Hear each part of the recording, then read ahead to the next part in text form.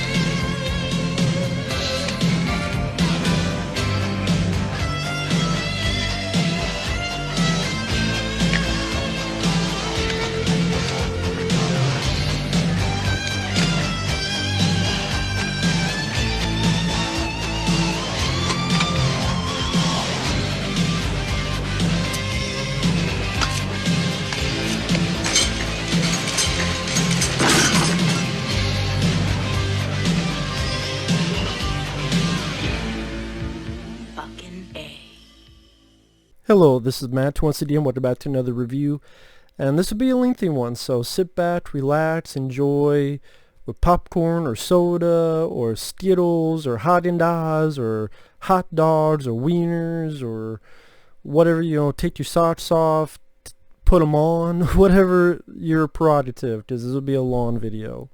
But this is a request from a very nice guy named Nick. This is a person who's been very generous with requests through my PayPal, and he sent me this set. Very kind of him to do so. He wanted a review. If you're watching, I hope you're doing well. If anyone's watching, if you ever want to request any type of video, request any type of review, topic, reaction, pretty much any type of video, I will get to it as soon as I possible. You send in your request either directly to my PayPal or join my Patreon, either one. The links are down below in the info box, and I will get to it as soon as I can. Now, for Nick and everyone who is watching, if I could learn how to talk and not bumblefuck my way around with the words and verbiage, this is a Blu-ray set from Scream Factory. Which, if you want me to give a quick summation, if you don't have the films at all on Blu-ray, there are issues, although I know there's a replacement disc program for some of them. I don't know. I filled out the form. I know other people filled out forms. I don't know what that all entails. I'm sure they have a lot to get through, and whatever the hell. To me, there shouldn't have been that in the first place, but I'll get to that. Believe me, this will be a long video, so... Again, if you don't have the films on Blu-ray, and I'm not sure about the price, but I'm a cheapskate, what can I say? I mean, I got this for free, so it's hard for me to complain about anything. But I will, because that's what I am. This is a decent set, but there are issues.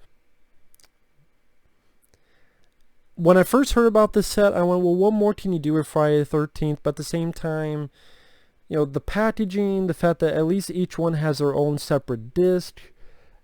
I mean, that's more that could be said for other franchises.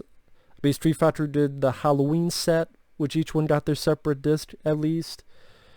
But then you look at, for example, New Line Cinema, the house that Freddy built. The house that Freddy built, and look at the Nightmare on Elm Street set, and that has what?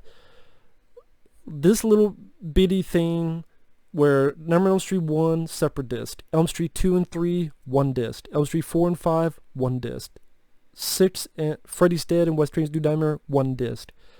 I'm like, this is the house that Freddy built. You think they would take more care and do more with that, but what do I know? So I know there's the thought process, maybe Scream Factory will one day do Nightmare on Elm Street. I'll be up for that. Because despite my issues, and there are issues, Scream Factory has done some stuff right. They have. Because let's look at a previous box set by Paramount. This is one of the films, the first box set Paramount ever had with Friday the 13th. Now take a look at this compared to the Blu-rays are out, that's why it's empty. But you look at this presentation, which I'll show more of that. And then each one, they're separate disc. Now compare it to this. I mean, this is Paramount. This is around 2004, give or take. From Crystal Lake to Manhattan. And these little slim things where, oh, let's just put part 1 and part 2 on the same disc.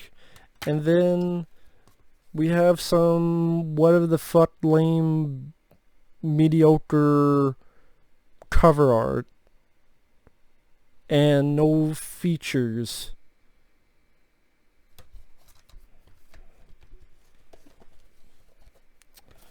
And like this was the bonus disc,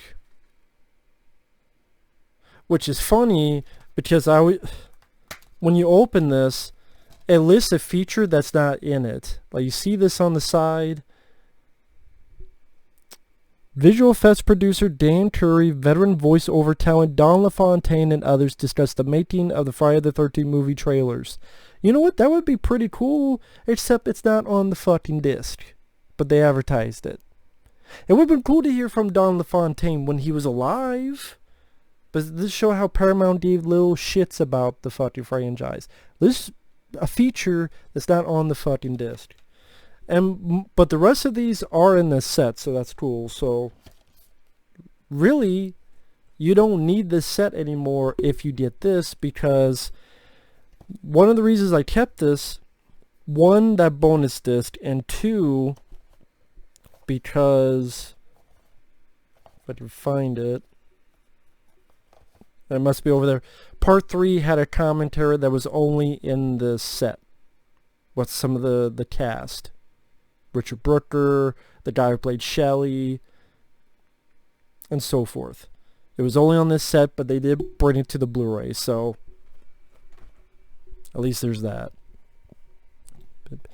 Now, yes, I do have issues with this set. I'll get into that. I can say the presentation is very nice. I mean, just to give you a look, I mean, it's beautiful artwork. I mean, you got Mama Voorhees and Jason from part 2. You got Alice in the Lake in part 1. Then we're getting a Richard Brooker Jason. Richard Brooker, may he rest in peace, from part 3.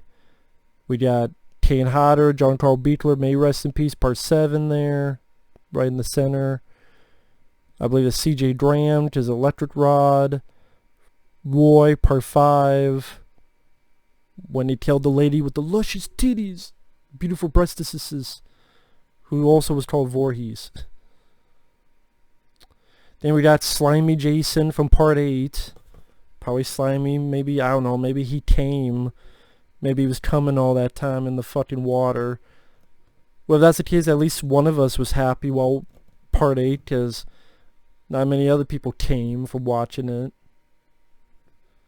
I mean, I don't know if cum lasts that long. Maybe it does turn to slime like Jason. Maybe that's why his mask is all yellow while cum pissed on it. Anyway. I can't even say that. It's a different mask, but it had the same fucking axe mark. I picked up this mask from this couple. Thankfully, they had the same axe mark from part 3. But anyway. Moving on. Then you got Uber Jason, Jason X. We got Jason Goes to Hell, my favorite. Yes, I know. I did a commentary, did a review. Yes, it's my favorite. Really cool artwork. Got from the reboot. Freddy vs. Jason with the Freddy marks. To me, perhaps the worst Jason design was Freddy vs. Jason. And then Kane Hodder, part 7, The New Blood. My favorite Jason design is part 7, The New Blood. Then we have this artwork, which is on the menu of the bonus disc. And this is beautiful. I guess Devin is the artist. I don't know why else there would be Devin on there, but hey, very beautiful artwork. I gotta say, this is one of the best pieces of art on a Stream Factory release that I've seen. And believe me, I've complained about some of their covers. April Fool's Day, I love April Fool's Day, but I never picked up that Blu-ray because one, I think the cover with the Barbie dolls suck. Oh, but there's a scene. Yeah, I know. I'm a big fan of that movie, but that cover sucks and the features look lame as shit. And why should I pay $30 for this bullshit? April Fool's Day deserved a lot more. So I'm not buying it under protest. The protest that nothing will happen, so it's fucking useless. But anyway, what can I say? Be a great artwork, good packaging. You know, box feels sturdy. Not like it's gonna fall to pieces. Feels like you just throw it, and maybe some dents, but it won't break. So it is sturdy. And it's nice that each one has their individual disc. Lo and behold, and it's the poster. Like how, like when Paramount, all the times they release these films, I mean, I showed you this, and even again, look at these covers. Whoops, that's a bonus disc. Look at these covers compared to, you know, the theatrical poster. Or even when they did the deluxe editions, and I don't know what the fuck they were thinking with the deluxe edition DVD covers. Here's like, wow, they finally have the actual fucking poster. Holy shit, balls of fire. So, I know it's already 10 minutes in. Let's get into it. We start with the original. Now, I have reviewed all the Friday the 13th films on the channel. I believe there's a playlist. If not, just go to my channel. Go to the little magnifying glass that's like over here when you go to the channel. Sometimes you gotta click like an arrow here to get to it or something. But anyway, just type in Friday the 13th. We have the first film. I like all the Friday the 13th films except Part 8. Part 8 I used to be like, okay, it's not good, but I'll watch it for the chuckles. I watched it again recently for a re-review because it was a request, a paid request, which again, I'll re-review anything for that. I rewatched Part 8, I'm like, you know what, I can't give this any guilty pleasure response anymore. It just sucks. But I liked all the other Friday the 13ths. That's why it's one of my favorite horror franchises, along with Nightmare on Elm Street. But the first one I liked, but I don't love it. I love a lot of the sequels more than the first one. Because to be honest, I think the first is a bit overrated. Because I think Part 4 is a better slasher film, more fun. I think Part 2 is better. I think even the reboot is better. I like the film. I like Kevin Bacon. Well, he has a small supporting role. I like Adrian Keane. I like the music by Harry Manfredini. There is stuff I like, and the gore by Tom Savini. It's just, weirdly enough, I've seen so many other slasher films that this is, in a weird way, typical. I know it's stupid, it was 1980s before a lot of them, but just, yeah, I like it, I just don't love it. And the whole Betsy Palmer, I like Betsy Palmer, may she rest in peace. But it was hard for me to buy that this sweet old lady murdered everybody and put Harry Crosby on the wall with a bunch of arrows. I'm like, could she even lift the guy? Jason, whether Burlap Sack or Cyber Jason or Going to Hell Jason, Body Hopping Jason, or just Hockey Mask Jason, just more interesting and more aesthetically interesting and more believable or even supernatural believable than Betsy Palmer. It'd be like if the mom from Brady Bunch was a killer, and I'm like, oh, okay. But feel free to check out my review. I do like it. If I said I hate it, I would say I hate it. Now getting to the disc, there's a 4K stand. Part of me is like, well, it's Friday the 13th. 4K stand. It's not Blade Runner. It's not Star Wars, but to be fair, they look good. The 4Ks look good. Now, I don't know why they only did it for the first 3 or 4. Yeah, 4. Why they only did for the first 4 and not the rest of them, I don't know. Like, why didn't you do it for 5? Why didn't you do it for 6? Why didn't you do it for 7? Why didn't you do it for 8? I don't even like 8, but still, it's like, if you don't do it for the first 4, why don't you do it for the others? And yeah, I guess just because. And also for like the first couple, they have a way that you can flip it and have a different cover. Which I never liked this cover, this poster. It looks like this is a person who murders pillows. Maybe he's murdering pillow pants or something. The murder of pillow pants. It's like, this guy hates pillows. It's like that when like a decade ago, I did this whole thing about bad VHS art, and there's some fucking movie about vampires or something, but it was like a guy staking through a pillow. I forget the name of the movie. I'm like, why do you hate the pillow? Are the pillows trying to kill you? Did he kill the pillow? Because the pillow's bleeding. I know it's blood from the axe, but it looks like he killed the pillow and the pillow was bleeding. Maybe the Pillsbury Doughboy was in the pillow. I don't know, but like, this is a much better artwork. But I mean, that's cool. They put it on there because it was a poster. But after a bit, they stopped that even. Like, not all of them have you can flip it. It's like they get to a point and then they just gave up. To jump ahead a bit, I mean, fuck. Like, this one, not only is there nothing new, but it's the exact same fucking Blu-ray, to the point there's a trailer for The Cell 2, which came out like 2009, because that's when this Blu-ray came out, was 2009. And I know I'm jumping ahead, I'll do it again. That's why there's no Screen Factory logo on this. It's the exact same Blu-ray that New Line Cinema released.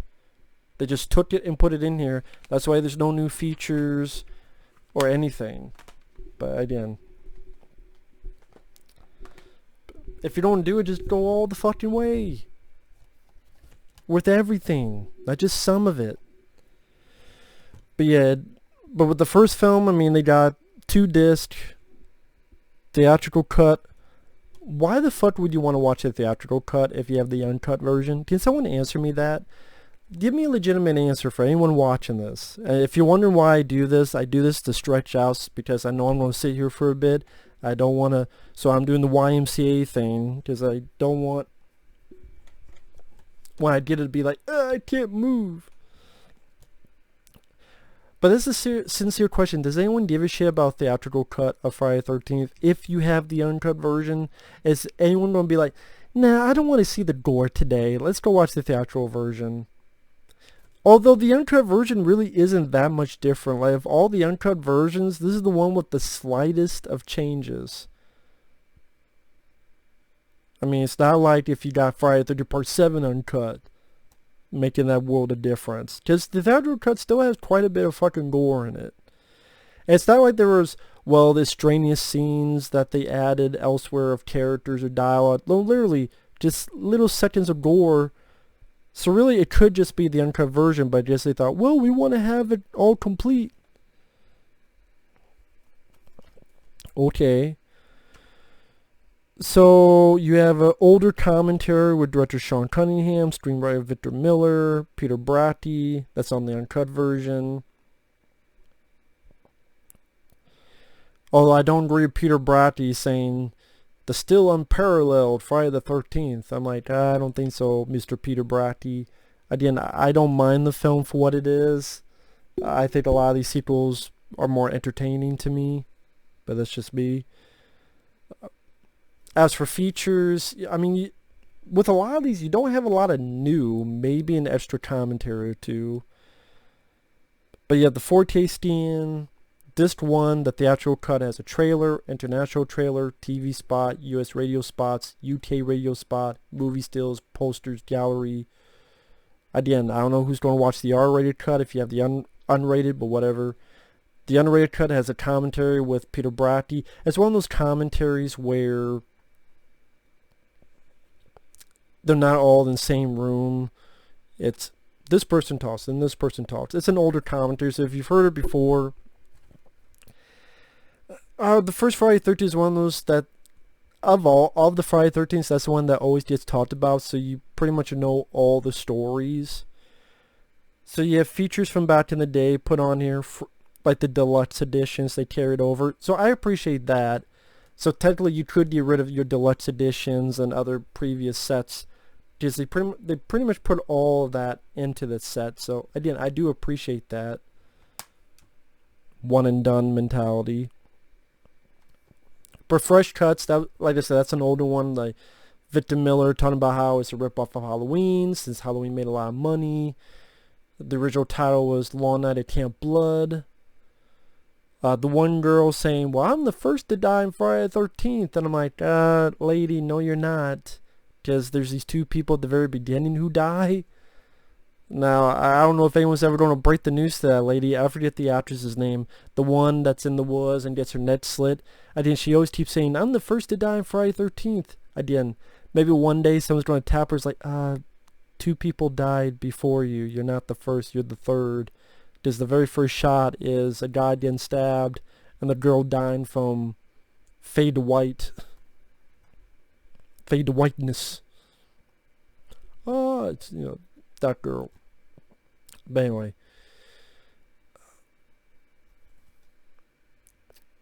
The man behind the legacy, Sean S. Cunningham. With Sean S. Cunningham, this is going to be repeated a lot. Sean S. Cunningham, I think, is a guy who's more lucky than talented. I know that's harsh.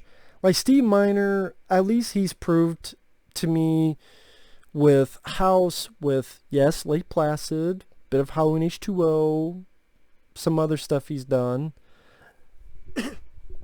that I think he's a more talented director than Sean S. Cunningham. Like Sean S. Cunningham, I don't mind Deep Star 6. I don't mind this one.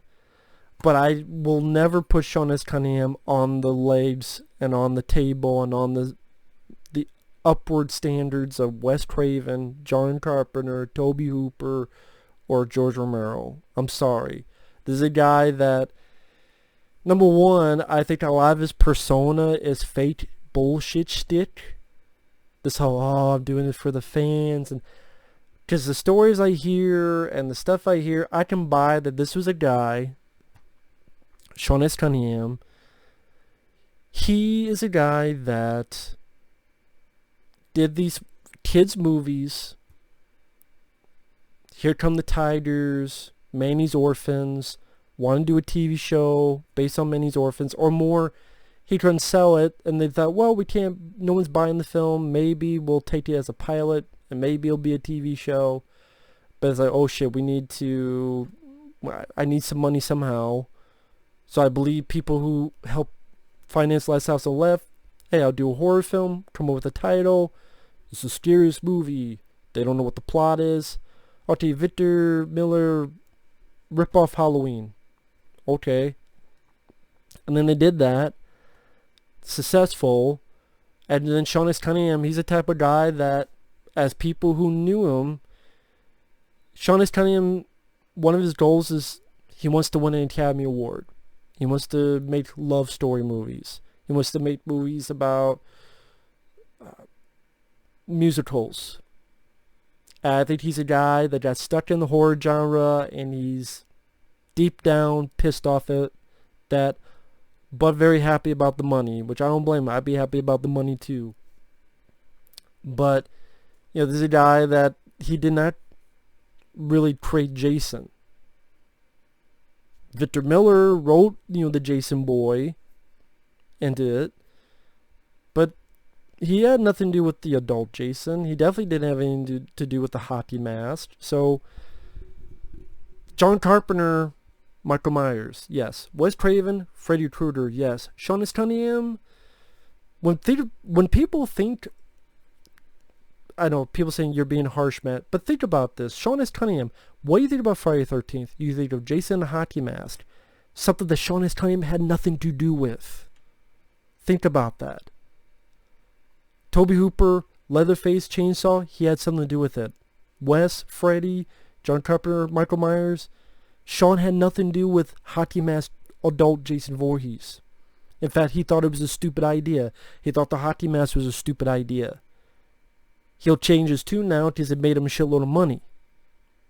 So again, I think he's a guy who got more lucky than talented. Like, to me, you could say it's an average film compared to some of the others. Like, average directing. So, you know, when I look at Sean S. Cunningham, he seems a very nice guy on camera. You talk to some people, it's like, I don't know. He might be a guy who's hiding behind some bullshit. But hey, it could be wrong. They're behind the mask. Sean S. Cunningham, pretty much, like I said, talking about how advertisement, Friday 13th, okay, what's the story about, rip off Halloween, all that jazz. Always, you know, the magic trick, makeup effects, the magic trick. Thinking he made a deeper film than it really is.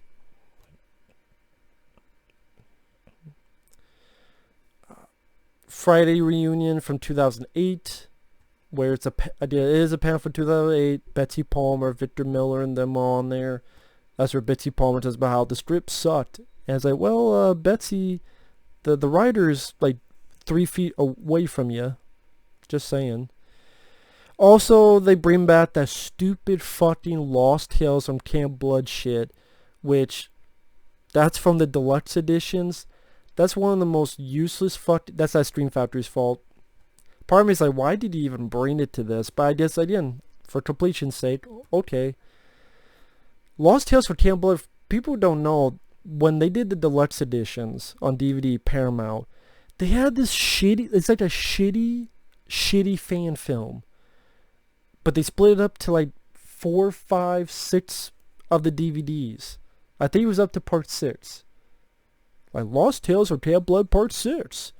If you watch them all, it's like you're watching a Friday 13th film. No, it's like watching a shitty fan film where I had never watched these. I flipped through them like, this is bullshit.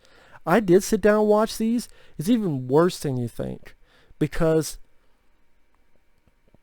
some people die. Cheap production value, of course. No story, no anything. Makeup effects aren't much because they didn't have any budget. And then Jason doesn't even have a hockey mask. And most of them, it's like a guy in a fucking hood. Like he's got a fucking hoodie on. And at times I see his face, like the bottom half, looks fucking normal. And not disfigured at all. To the point, as I watch it, like, is this Jason? Who the fuck is he supposed to be the killer? Like, no hockey mask, no nothing. And then, like, their story is this guy almost got killed by Jason. He lost his eye. He gets out of hospital. He goes to one place. Jason follows him, kills whoever's there. And the guy moves on. The next one, the guy gets there with the one eye. Jason gets there. Guy moves on. One-Eyed Willie goes to another place. Like one, it was like a car garage, and another is like some woods. Another is another piece of woods. One-Eyed Willie, by the, was it part 6 or whatever, by the end, there's a dead body. I guess Jason with his fucking hoodie and no hockey mask and his face looking normal comes up, does a 180 twist to the guy's head. I'm like, wow, not only are you shitty and cheap and no hockey mask, so I guess you didn't have the rights to that. What? I don't know what the fuck, but you have a downbeat ending on top of it. Like, wow, let's go after this guy, One-Eye Willie motherfucker that Jason's chasing.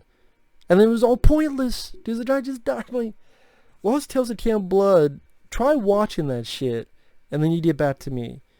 So, but yeah, there's really nothing new other than the 4K stand. Like none of these other features, if you've seen the other DVDs, you've seen them. So, I mean, the 4K stand is cool. At least there's that. Friday the 13th Part 2, which, again, I don't hate the first film. I think it's average. This one I liked a bit more. Maybe because Jason with that sack on is creepier than Grandma. And that's no disrespect to Betsy Palmer. That's just how I take it. And I really like Amy Steele. I'm a big fan of Amy Steele. And although I gotta say, this poster was always kind of... I mean, I guess... You know what it seems like? It seems like... You know, you have a dead body and someone did the chalk line around it. It's like someone did a chalk line, but then the chalk line came alive and picked up an axe. The Shadow Man. Shadow Man's killing people. But this, I mean, this is even cheaper. Like, there's the title. Again, it's that Stream Factory. That was what one of the posters were. I'm like, wow. How cheap can you get? The only way cheaper would be just a black poster with nothing on it. Friday the 13th Part 2, again, I do like the film. I would say I liked it more than the first one. Because... Well, because, I mean, I liked Adrian Keene, but I liked Amy Steele more. And I like Betsy Palmer as an actress, but this killer was just more interesting to me. And more intimidating, a bit creepier with the look of him. And it's hot here, that's why I got my shorts on. As if you give a shit. I mean, I'm not going to go too in-depth on reviews, because I'm like 30 minutes in, I got a shitload to go to, so. Didn't watch my review, Friday the 13th Part 2. I did. I liked the film more than the first one. As for features, 4K scan, so, you know, it does look good. At least there is some new stuff on here, which they don't list it all on the back for some reason. There is a 30-minute podcast with Amy Steele, which is, I forget who did the podcast, like who the, was it Justin Beam? I can't remember. But, you know, being a fan of Amy Steele, nice to listen to her. She actually has become, I believe, a psychiatrist.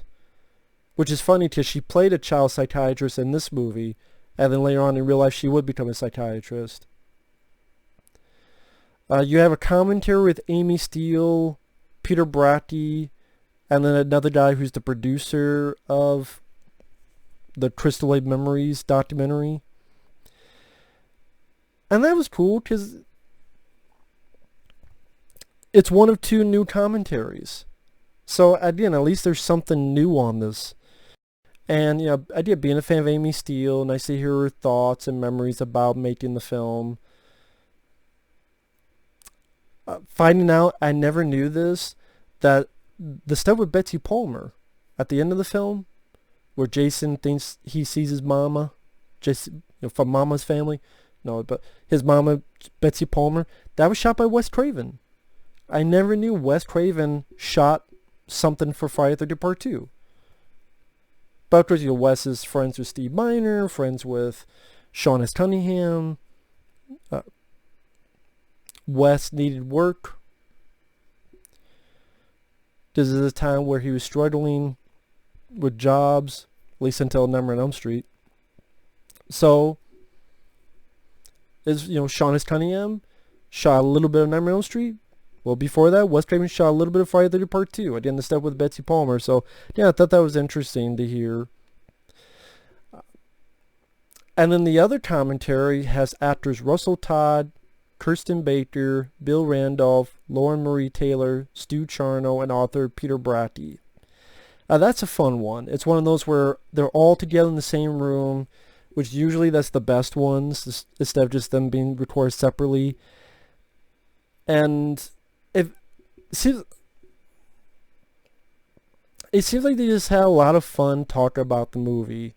You know, a lot of laughs and heartfelt memories, and part of me doesn't want to go in depth to give too much away. I would say, you know, if you're a fan of the film, I think you'll enjoy.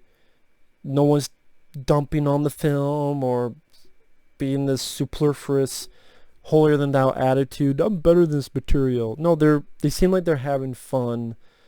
Giving little stories about how they made the film.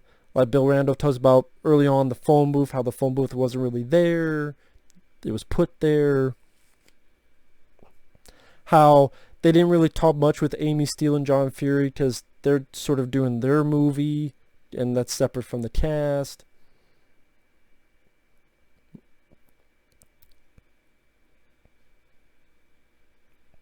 So definitely one of the more entertaining commentaries in this set. The other stuff, Inside Crystal Lake Memories, the book. That's an older feature of Peter Bratti on why he made the book. This is before the documentary Crystal Lake Memories. Just Peter Bratti, he wrote this book Crystal Lake Memories, which is the best book of Friday the 13th, and I guess someone said, hey, let's make this to a documentary, which you have the best documentary on Friday the 13th. That's one thing. I guess maybe there's like, well, we want that still separate so that people will buy our stuff. But at the same time, part of me goes, maybe it would have been even more worth it if the Crystal Lake Memories documentary was part of this set.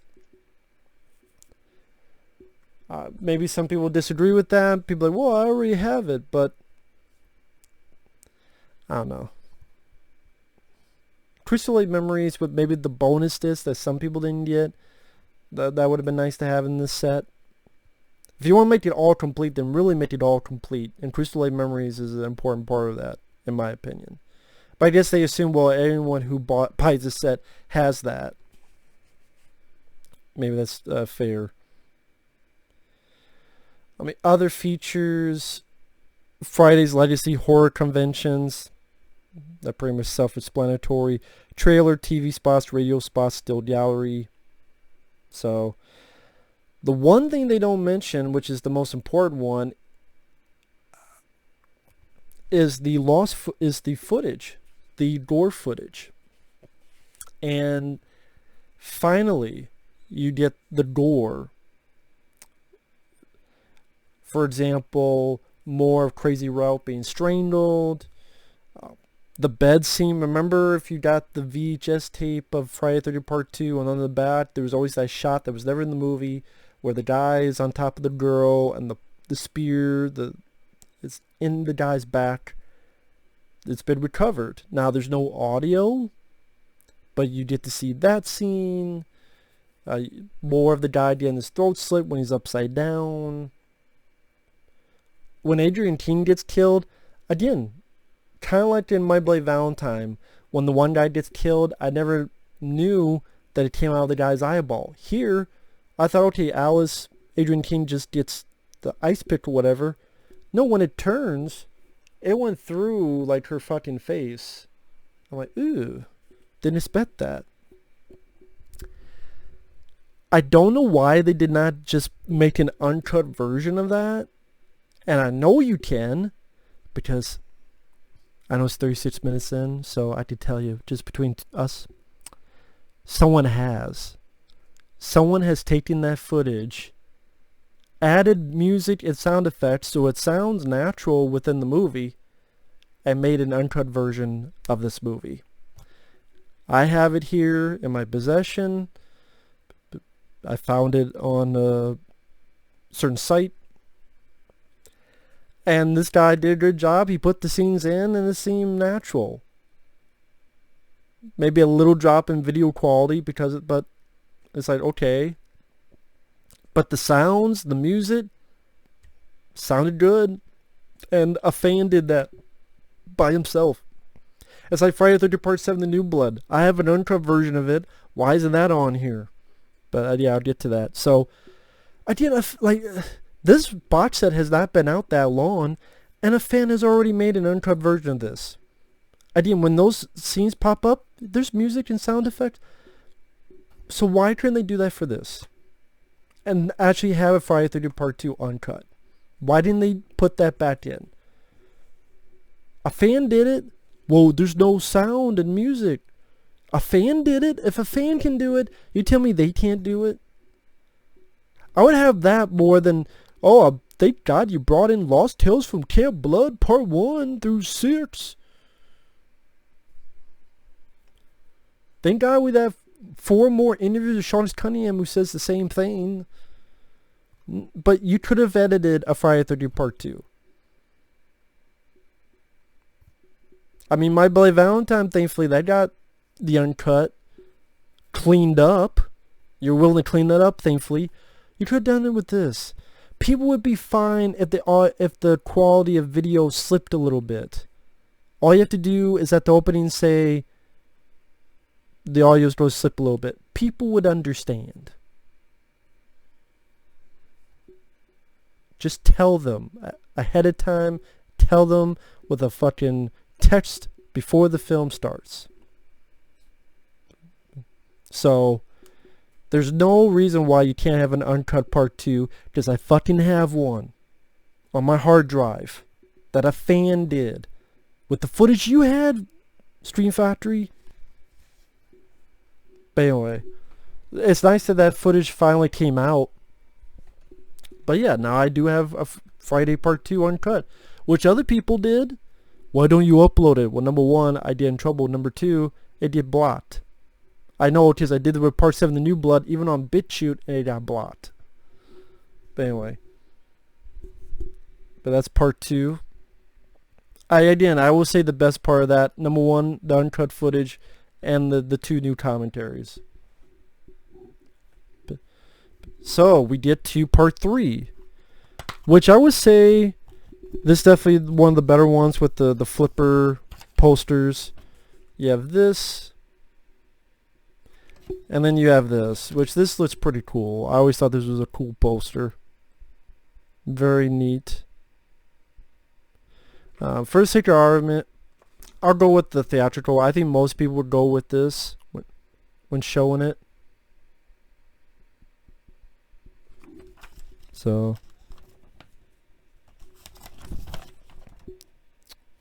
I didn't mind this. I thought there's at least a little bit more to this in the Part 2 poster. Just the shower curtain motif, and then just the 3D, the way with the titles, the blood dripping on it. Now, I don't have a 3D TV or anything, but apparently there are some issues with the 3D, some about the titles. You can find more info online. It's just I don't have 3D, so I can't tell you anything about it. I mean, it's such that you need a 3D TV, as this is Blu-ray 3D.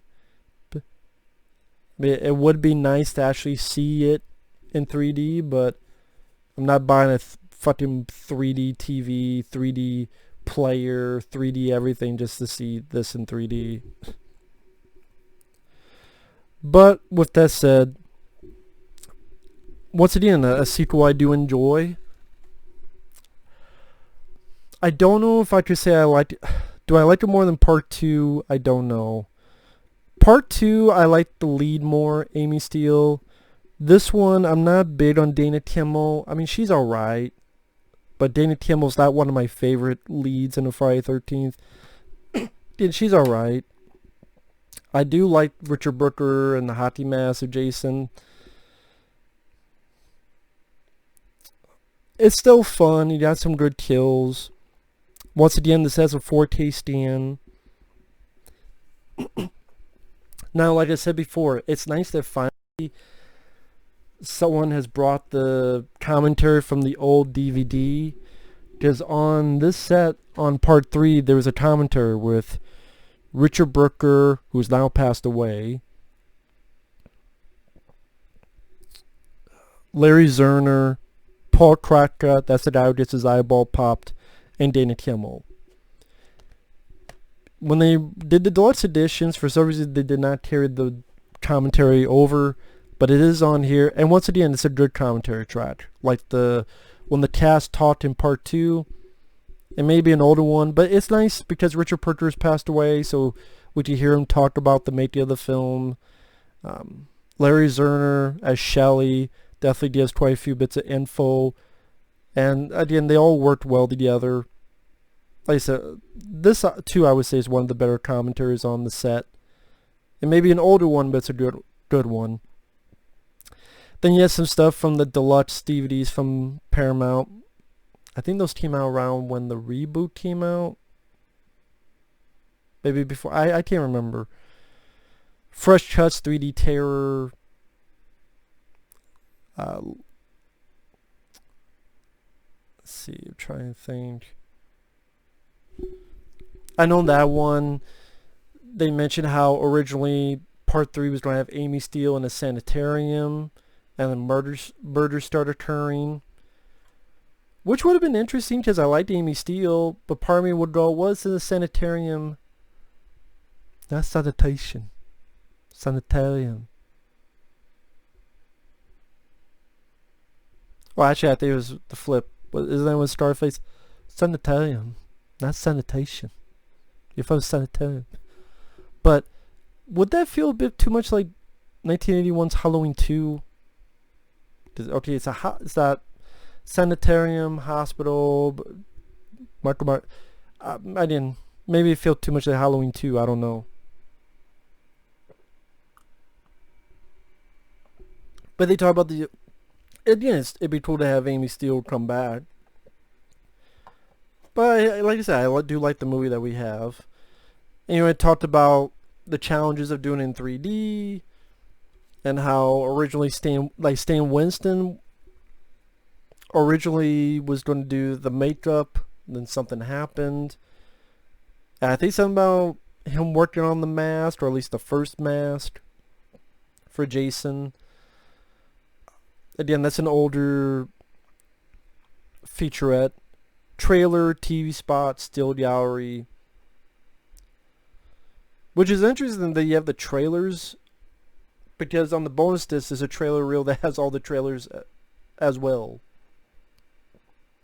Radio spot.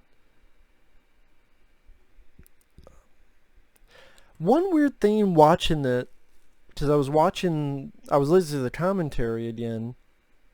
I was watching the film. 4K stand looks good. I don't see a lot of issues with it, at least to me. But it's one of those things where I could have sworn when I first saw this, when the eyeball happened, that I would see like a rod slightly behind it, because that's how the eyeball gets shot out, because there's a rod behind it.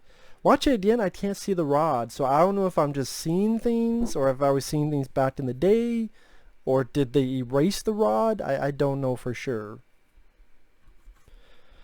So I guess technically the new thing is bringing back the old commentary and 4K scan of the original film negative, a new 3D transfer. And yeah, apparently the opening credits or something of the 3D is messed up. Can't confirm that. So yeah, take that for what you will. Friday 13th, the final chapter. Definitely one of the stronger sequels. Lawrence Monason, Crispin Glover, they work well together as characters. You know, I like Corey Feldman. Well, back in the day I liked him more than I do nowadays, but he was a good child actor. I don't mind Kimberly Beck. Times of he coming back with the door. Yeah, again, the other poster is just the title.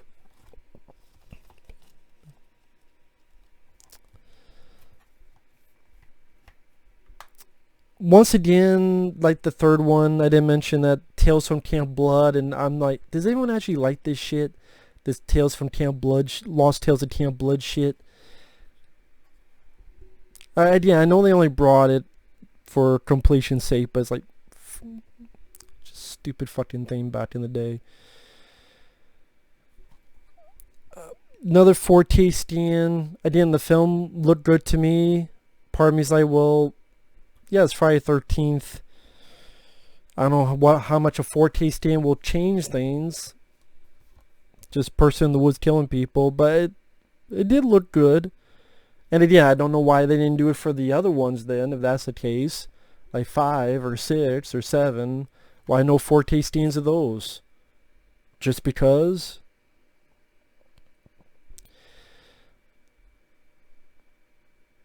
Let's see. Oh, I wrote down, because I had to make a few notes so I don't forget stuff. And this one, the Tales from Camp Blood 4, that's the one where I really noticed this. A guy with an axe, no hockey mask, got a fucking hoodie. I'm like, who the fuck is this supposed to be? 15 minutes scenes, deleted scenes and outtakes. Featurettes from the deluxe editions, 25 years after Friday 4. About 11 minutes long. Yeah, Tom Savini, Joseph Zito, Kimberly Beck, Ted White, who said that Corey Feldman at the time was mean and not well-mannered. They interviewed the banana hitchhiker lady. It is 11 minutes long. It's from the deluxe edition. Slash scenes. Again, that's the deleted scenes. And the featurette is called Jason's Unlucky Day, 25 Years After Friday the 13th, the final chapter. That's the full title. The Lost Ending, that's a dream scene where they find the mom, and then Jason's behind her, and then she wakes up. Trailer, still gallery.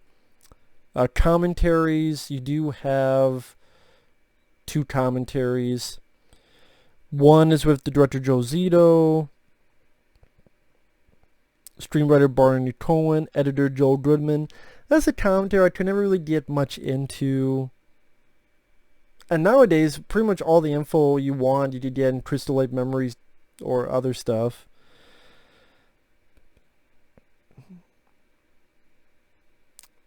The other commentary, which was on the deluxe edition as well, that's definitely the better commentary. The one with Adam Green and Joe Lynch might be, I don't know.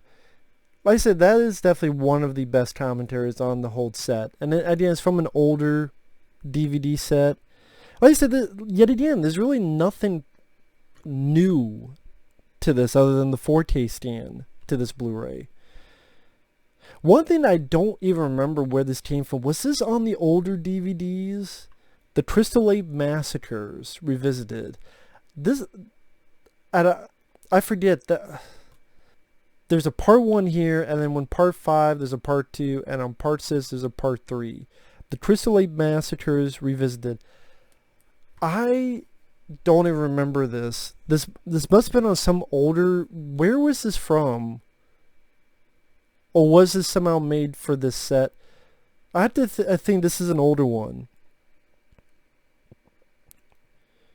Because it would have said new. And, you know, new. It's this 3-part mockumentary of interviews about the events from 1 to 6. And this is an older, it's not a new one, because one of the people in it is Stuart Gordon, who had sadly passed away. But again, it's this is Spinal Tap type of mockumentary that's very campy, of people being interviewed about the events of the films as they happen. So you have these guys who are into conspiracy theories, and their mom calls them for dinner. Stuart Gordon plays Shelley's dad. Yes, Stuart Gordon from Beyond, Reanimator, plays Larry Zerner. Shelley from Friday the 13th Part 3 plays Shelley's dad. Tom Holland, the director of Child's Play and Fright Night, who plays the character Charles Brewster. He's interviewed because he was there in the 50s. I'll say it's more interesting to watch than the Tales from Camp Blood shit. Only because, oh wow, there's fucking Tom Holland. Oh shit, there's Stuart Gordon. That's as far as it goes. I mean, maybe you get some shits and giggles from the campiness of it, but okay.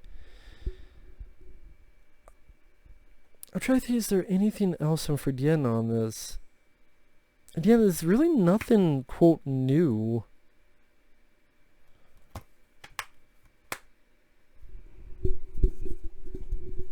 Again, I don't know why not.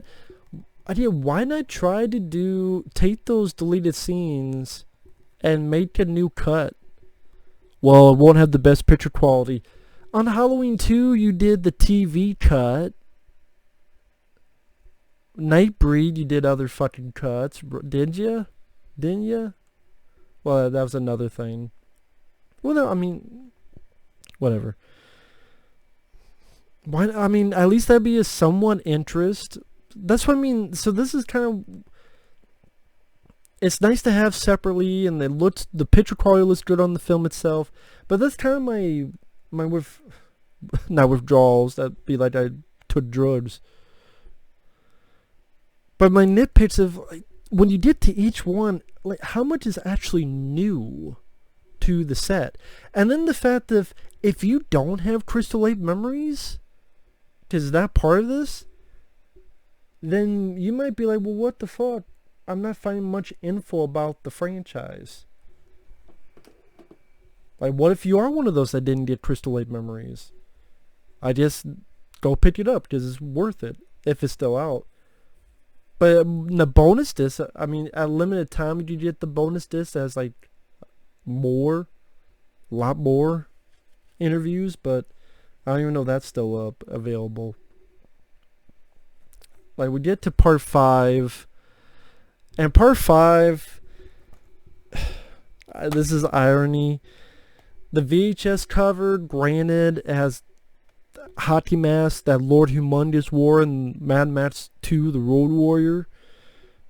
So it has nothing to do with Jason. But even that cover is more interesting than the actual posters. So it's like, now I kind of know why they put that on the VHS cover. Because the other poster, I mean, I guess Dream Factory cannot get the VHS covers. Or do they just choose not to? Does anyone know? Do they just choose not to get the VHS covers, which a lot of times are, well, not all, sometimes they are better than the posters? Just look at this. I mean, you got, if Jason still haunts, that's bigger than the title. Some people might think this is the title. When Harry Met Sally, if Jason still haunts you. No, actually, the bottom is the title. And then this makes you more think this guy's the killer than the hockey mask man. You mean Roy? Well, yeah, in this one. So yeah, I mean, either covers to me, either poster's pretty lame. But Stream Factory did make them. It's the marketing. I mean, if this was the marketing, no wonder the film didn't make as much as the previous. But you know what? I can't even say this bullshit. It's right there. I just realized it. So they could have had this as the cover. This is right fucking there. There's Lord Humongous. Wanted the oil. On a CB radio talking to Vernon Wells. It's right fucking there. So if it's right fucking there, why can't it be right fucking there? Again, I think people would more want that than this. Just saying. So, and you have it there, so if you have the rights to put it there, why the fuck not? Now, part 5, I can enjoy for its... I enjoy it because it's definitely the sleazier film, definitely more of a, I almost want to say grindhouse, but more of a... At the time, it was the most deaths, but it was very badly cut by the MPAA. Definitely a film, probably the film with the most nudity, now that I think about it. Just at least a different feel and tone, which some people didn't like. I actually appreciated it. I did not mind John Shepard and his kung fu version of Tommy Jarvis. I liked the intensity he brought to it. Although he had few words, it was cool to see people like Miguel Nunez as Demon. Damn those enchiladas! The fact it was Roy never bothered me. It doesn't bother me. Because he wasn't the kill in the first one. People are fine with that. But it's the first one. Yeah, but in retrospect, it's still not it. I mean... to me, the movie was, yes, it does have some parts that like, what the fuck? Like at the end where they're looking through the newspaper clippings and there's one of Jason. Like, what the fuck? Did he kill the reporter as he took the picture? Maybe. Maybe it's like Alligator, where the reporter took the picture of it before he died. And Robert Forster can, go kick some ass. Rest in peace, Robert Forster. But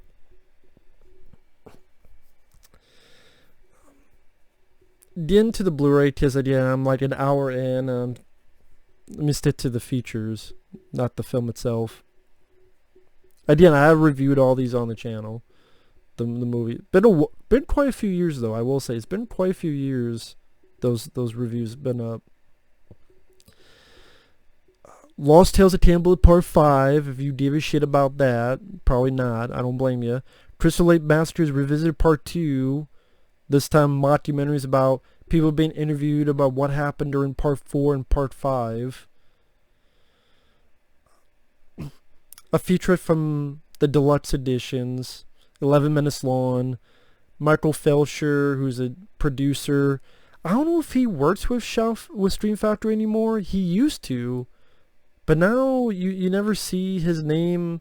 Now it's more Justin Beam or some other guys. I don't know. Maybe he picks and chooses what he works on. But Michael Felsher talks about how the film's underrated. Danny Steinman, may he rest in peace. He's interviewed. Tom Morga, the girl who played Violet. It's an 11-minute featurette from back in the day. Well, when I say back in the day, the deluxe editions. You do have the older commentary with Danny Steinman, actors John Shepard and Shavar Ross. A friend of mine mentioned that the commentary may be edited. I didn't notice as much, but I'm not the most familiar with the commentary, because I've only listened to it like once before. But he mentioned that it might be edited, because there's certain things like when Danny Steinman going a bit more crazy that's edited out. I don't know that for sure though. It does have a few other commentaries though, new ones. One with Melanie Kinnaman, Deborah Voorhees, Tiffany Helm, and author Peter Bracke. I don't know, that commentary didn't do much for me. Melanie Kinnaman just seems just a stuck-up lady. I don't know, maybe she's not, but she seems like the stuck-up lady who wishes she was doing soap opera than this. I just couldn't get into that. I did listen, and Melanie Kinnaman, this is what she says, so take this for a grain of salt. Melanie Kinnaman, who plays, I believe, Pam, she says that Quentin Tarantino talked to her and said this was his favorite Friday the 13th film. That's what Melanie Kinnaman says. She says that Quentin Tarantino told her that this was his favorite Friday the 13th movie. So take that for what you will. And then there's also a commentary with Adam Green and Joe Lynch from their podcast, which they have called The Movie Crypt. And they brought back, how do I put it? Previously on releases, you only had commentary with them on Friday 4. But now, Adam Green, Joe Lynch, there's a commentary for them on Part 5, and there's one for Part 6. Which again, the inconsistency, they did one for Part 7. Why didn't you put that on the disc? But I'll get to that. I think they done one for Part 2. Why didn't you put that on the disc? Like, again, they pick and choose. I don't get the picking and choosing shit. What's interesting, we'll put on these Adam Green, Joe Lynch commentaries for 4, 5, and 6. They're each their unique thing. What do I mean by that? Adam Green, Joe Lynch's commentary for Part 4 is definitely the most fun. Definitely the most fun, jovial commentary. The commentary for Part 6, which I'll get to, that seems more... they're talking with Tom McLaughlin, and it seems like they're more serious about the in and outs of the film, with more care and more like trying to be a bit more professional. This one is it's definitely the most critical of the three commentaries. I mean, it was interesting. I mean, Friday 5 is not my favorite Friday the 13th film, although I do like it. And I can understand their critiques. Although when they kept going and complaining about, well, it's not Jason, I literally want to shout out Adam Green, Joe Lynch, number one. Who gives a shit if it's not Jason? You have Jason in 2 and 3 and 4 and 6 and 7 and 8 and 9 and 10. There was no Jason in the first one. And this is still better than all your Hatchet movies, Adam Green. I like Adam Green for digging up the marrow. I like Adam Green for Frozen. Not the Disney Frozen, the Steel Frozen. Like, to me, that's more Adam Green's, more the type of films he should be doing, not Hatchet, 4 Hatchet films, which all, in my opinion, sucked. And this, to me, is better than all of his. And that's why I'm like, I don't even know if they like the film. It's like they don't like the film, but then they like it as guilty pleasure. They don't like the film, but they don't want to just say, this fucking sucks. Just say it fucking sucks if you think it fucking sucks. But yeah, it was an interesting commentary where they're critical, but it seems like they didn't like the sleaziness, which I actually liked. I thought that made it unique. And I get the feeling these two are not a fan of Danny Steinman. I don't know, just some of the way they said some things. Although, to be fair, Danny Steinman, you hear that he was not the nicest person to work with on set of Part 5, so I can understand it to that point, to be fair. I definitely think it's the most interesting feature on the disc. Definitely more interesting than the Melanie Kinnaman, Tiffany Helm commentary. So, that's worth a watch. Even if you like the film, it's worth a watch. Because I say that, but it's not like 100% fuck this movie, fuck this movie, suck my dick. It's not that type of commentary either. But it's definitely the more critical of the three that they did that's on this set. So, but really nothing new with interviews or anything. Why not? Like, a lot of these don't have really new interviews until you get to the bonus disc, and even then, well, I'll get to that.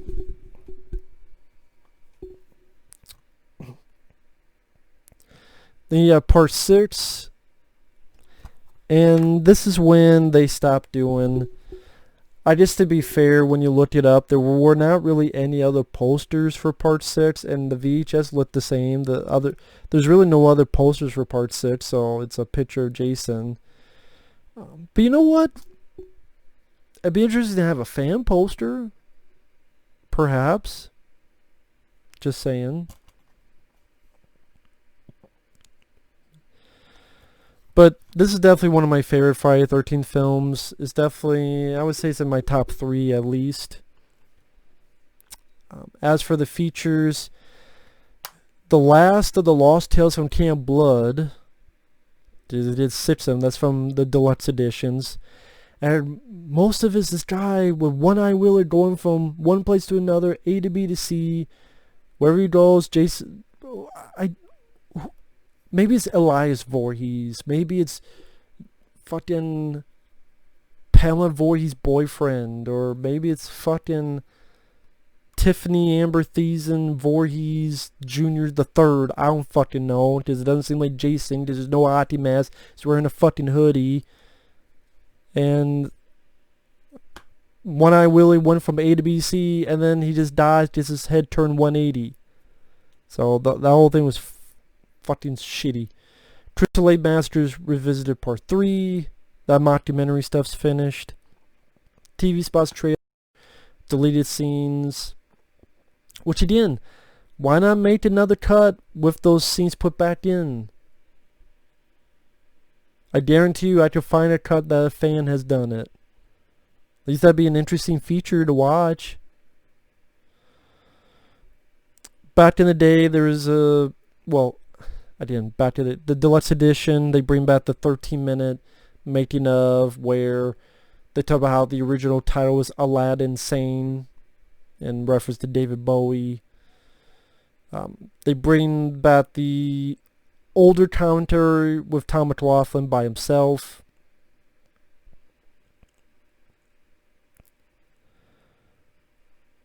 This has a shitload of commentaries. There's 4 of them on this one. There's the older commentary with Tom McLaughlin by himself. There's the older commentary with Tom McLaughlin, Vincent D'Onofrio, fuck that up, can't say that last name, and editor Bruce Green. And then there's 2 new commentaries to the disc. One is another commentary from Adam Green and Joe Lynch and Tom McLaughlin that yet again is from their podcast. And like I said, of the 3 that's on this set from them, this is definitely the more serious. I know a friend of mine didn't like it for that, but I liked it because I found some interesting info. Like how, it seemed like Joe Lynch might have been sick. Because I believe what happened was this was part of a podcast they were doing where they were, because they mentioned this throughout the commentary, this 48-hour marathon, 24 or 48 hour, where it was for some charity or something. I can't remember all the details. And it seemed like Joe Lynch was sick. Maybe the others were tired. I don't know. So it's definitely not as fun, jovial, entertaining as the Friday 4 commentary. It's definitely not as critical as the 5 commentary. It seems like they're more fans of this one, which I can understand because I am too. But I thought they got along well with Tom McLaughlin. But Tom McLaughlin, honestly, he had a lot to say, and most of it is him talking. Like Adam Green and Joe Lynch barely says a word, and Adam Green doesn't say a whole lot compared to Tom McLaughlin, but Tom has a lot to say. I found some interesting info. I mean, how Part 7 he was offered, Freddy vs. Jason he was offered, but they couldn't get the rights to New Line Cinema's Nightmare on Elm Street. For 5 minutes, Tom McLaughlin said, "Why don't we do Cheech and Chong meets Jason, kind of like the Abbott Costello?" And Freddie Mercury Jr. is like, "Nah." Although I'd see that film.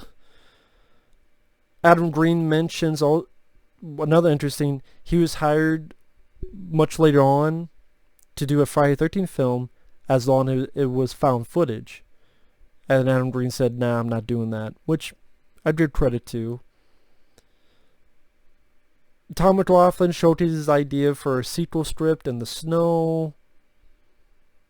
And it's a more subdued commentary, but I still thought it was an interesting commentary. There's another fun commentary, a new one, where you have Tom Matthews, Vincent D'Onofrio, Terry Noonan, Cynthia Kania, C.J. Graham, and author Peter Bratti. One info is one of the people in the commentary is the girl that, if you know Friday the 13th Part 6, the older guy, the guy who said, "Some folks have a strange sense of entertainment," that type of line. Later on, he gets killed at night when Jason breaks the bow and shoves it in the guy's neck. Then he turns and he sees the couple who get on the bike and Jason stabs through both of them. That girl's on the commentary. You're wondering, well, why she's on the commentary? She's in it for like a minute. Well, she got married to Vincent D'Onofrio. That's the guy in the movie, "Where the red dot goes, you bang," who says that line. They met on this film and got married, so that was pretty sweet. it was cool to see all of them in, together. I was going to say in the same room, but probably because of the pandemic they weren't in the same room. But I thought the comedy went at a good pace. I didn't really notice much dead air, which was nice. And they all seemed pretty happy with the film, and they all liked to work with Tom McLaughlin. And what I always find funny though with this stuff is the cliques. Like each Friday the 13th cast seems like they're their own clique. Like, oh, I haven't seen the other films, and I haven't seen the films afterward, and we're the best ones. You don't really find much of anybody that says, I like all of them. Oh yeah, I continue watching them afterward.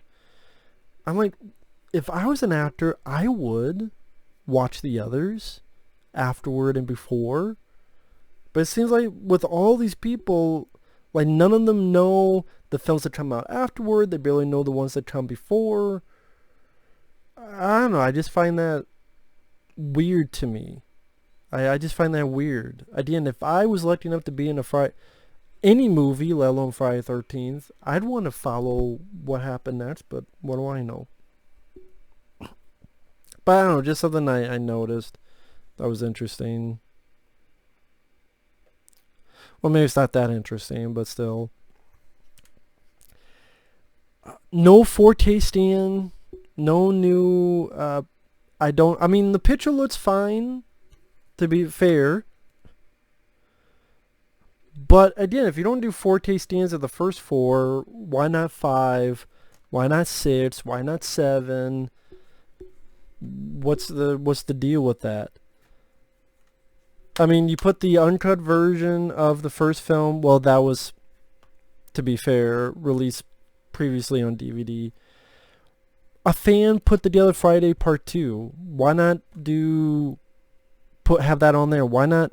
I guarantee I can find in 10 minutes a download of Friday 30 Part 6 Uncut that someone put the scenes together. Why not just have that on? Okay, it's not going to be the best picture quality. Again, you've done other releases with shit that's in standard quality. You've even mentioned this is in standard definition. We want to warn you ahead of time. Again, the two new ones is the Commentary, Adam Green, Joe Lynch, and then Tom McLaughlin's one of them. That's from the podcast, like I mentioned, and the Commentary with Tom Matthews. Tom Matthews, to be honest, he's a little bit hard to hear at times, so you may have to turn your audio up a little bit to hear him talk. But yeah, it's still a fun commentary. But yeah, not really any new for interviews. At least if you had the Deluxe DVDs before. So that's Friday 6. I told you this would be a long one. Friday 13 Part 7. One of my favorites. My favorite poster. My favorite look of Jason. And I have an uncut version, so with that put back in, it makes the film even that much better. The only features on here, you have 2 older commentaries. One with John Carl Buechler and Kane Hodder, one with Buechler, Kane Hodder, and Laura Parlington. You have the older 15-minute making of called Jason's Destroyer. Although, Mind Over Matter, The Truth About Telekinesis, that's from the older DVD, which I always thought was a stupid feature. I hate when they do that. I hate when they did this on DVDs. I don't know if they do it much for Blu-rays nowadays, but for DVDs where, like The Running Man, when that DVD, that special edition, let's talk about actual, game show reality TV. Can we talk about the movie? Nah. Here, or like Poltergeist, when they did the Poltergeist DVD, let's talk with real ghost hunters about ghost hunting. Can we talk about the controversy of, no. We're not going to talk about the actual fucking film. poltergeist? No, we don't talk about real ghosts. I don't give a shit about the real ghosts. I want to talk about Poltergeist the movie. See me here. I don't give a fuck about the truth about telekinesis. I don't buy it. There you go. I don't buy telekinesis until I can do it or someone does it to me. But I did. That's Stream Factory's fault. That was on an older DVD. Blame Paramount, pair of pricks for that. Stupidity. It's just a waste of fucking money. Makeover by Maddie. Needs a little touch up. Work my ass. But again, older DVD featurette. Pretty much the girl who needed makeup and the two of the cast members, they get their makeup done and it's just supposed to be cute. Again, it's like useless in my opinion. Trailer, still gallery. Like no one's gonna go back and rewatch the fucking Makeover by Maddie feature. No one's gonna go back to fucking rewatch that. TV spot trailer. It's cool that it's the poster. But this is what I'm talking about where I had issues. I've been mentioning that throughout. Again, no alternate, like even maybe a fan poster would be cool or something. Again, like they stopped doing is like, I did create a fan poster or something for a flip. Although again, my favorite cover. No new features. No new 4K stand or even 2K stand. No update on picture quality. Again, no new interviews. There's a fucking commentary with Adam Green, Joe Lynch, and John Carl Buechler and Kane Hodder. And John Carl Buechler has passed away. And I've listened to that commentary quite a while ago it's been. I remember that being a pretty damn good commentary. About as fun as the commentary for part 4. Why is that commentary not on here? I mean, why is it you pick and choose, okay, we'll bring your podcast for the 5th one and the 6th one, but not this one? When you have nothing new on it. You did nothing new with this.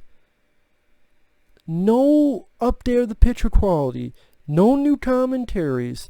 Let alone no new interviews, which most of these have no new interviews on their fucking disc. So that's bullshit in my opinion. And also, why is it that I have a fucking uncut version of this film, but it's not on this disc? How do you have an uncut version? Long ago, a guy did this thing called the Uncut Recut or the Recut Uncut. I forget the actual, I think it's called the Uncut Recut. Where the guy took a VHS copy of Friday the 13th Part 7, he took the footage of gore in Part 7, put them all together, put music and sound effects under the gore scenes. He even did this clever thing where at the beginning he put trailers for other films that came out in 1988, like Nightmare on Elm Street Part 4 and I think the Blob remake, like other horror films that came out in 88. And I'm like, wow, this is like if you got I have a VHS copy up there of Part 7 The New Blood. Like you got, just imagine, you got Part 7 The New Blood. I don't want to take it down because some stuff will fall on me. Wow, it's like I found an uncut version of VHS tape. Why don't you put that on here?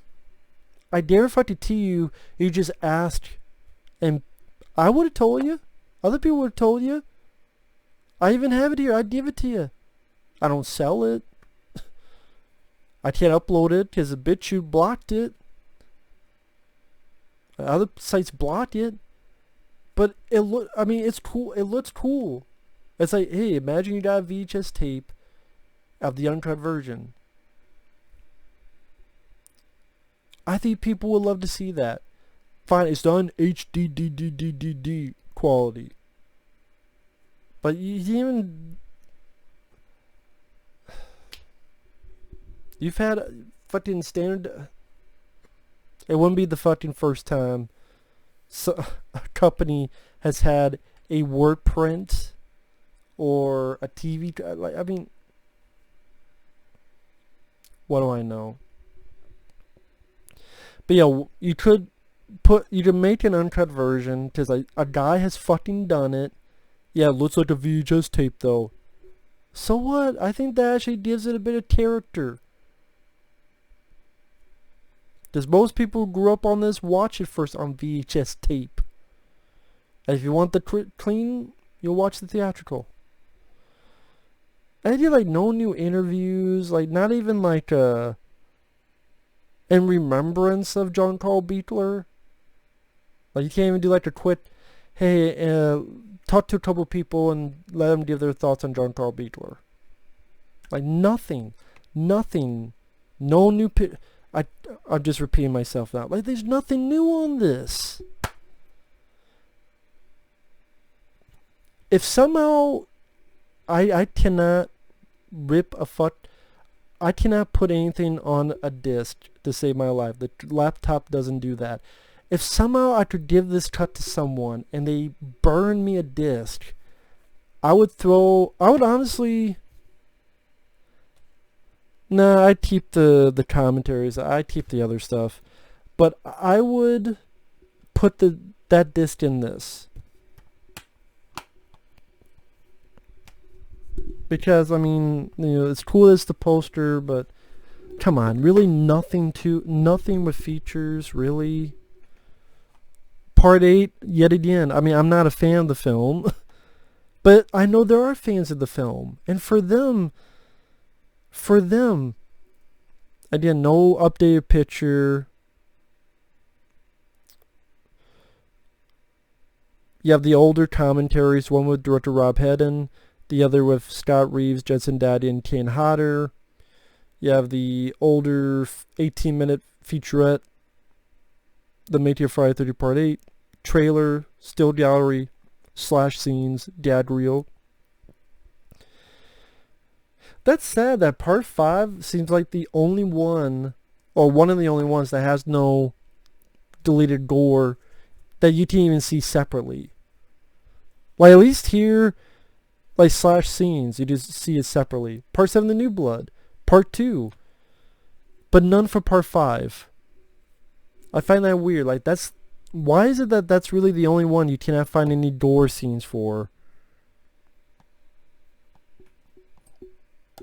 Is it, I mean, am I the only one that thinks that's weird or not? Although I doubt anyone's watching this after the hour and 26-minute mark, so I'm probably just talking to myself. Oh well. But yeah, just nothing new for features. And yet again, I guess legal reasons they could not put the I Love New York on the flip side. Maybe they thought they'd get sued. But yeah, nothing new for features. And yeah, this is the one Friday the 13th film I'm not a fan of. There's moments I can enjoy, but it's not the worst slasher film I've seen. Believe me, I can name 50 slasher films worse than Part 8. I mean, the boat concept at least is different compared to just In the Woods again. Kane Hodder, while I'm not really sure of his slimy look, as if maybe he jerked off, Jason jerked off, or just came while he's on the water, and his underwear underwater just cascaded, so that's why he's got so much fucking slime, as if he's Swamp Thing's cousin. He's got more swamp shit on him than Swamp Thing. And the new mask he gets is piss yellow for some reason. Makes sense. Does it make you pissed off at? But I mean, I like The Darkest Side of the Night song. A lot of my friends don't. I like that song. So there are stuff I like, but just too many issues, too many problems, too many bullshit. When Jason's unmasked, he looks like Pudface or Clayface. Toxic Waste at Midnight, New York. Yeah, 'cause that happens. All the yeah, every city has toxic waste in the fucking sewer every night at midnight. And the title's a lie. The title's a fucking lie. And you can do it with a low budget. You wanna know why? Maniac Cop 2 did it. Maniac Cop 2 had an undead person, only this was named Matt Cordell, fucking up people in the city, crazy stunts and crazy set pieces. Even an ode to Terminator where your undead zombie wipes out an entire fucking police station. Do you imagine Jason Voorhees wiping out a police station with his machetes and axes and baton? Maybe he takes a baton and shoves it into someone's eye or through someone's mouth, or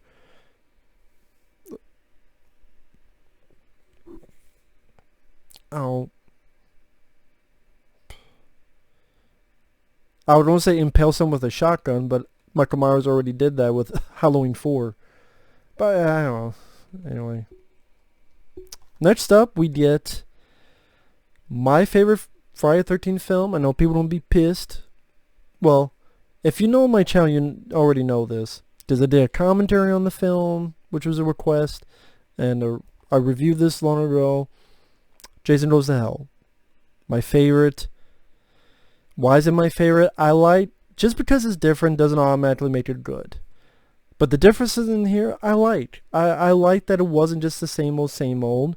The gore is crazy. I like the cast, especially John D. LeMay. John D. LeMay is my favorite lead in a Friday the 13th film. It's stylish. It looks good. It's got a slow-mo gun battle in a diner. It's got great blood squibs where John D. LeMay is shooting the shit out. Certain, like, the Adam Marcus, whether you like or hate him, he tried to do something with this. You know, certain camera angles, certain camera movements, zoom-ins on cameras.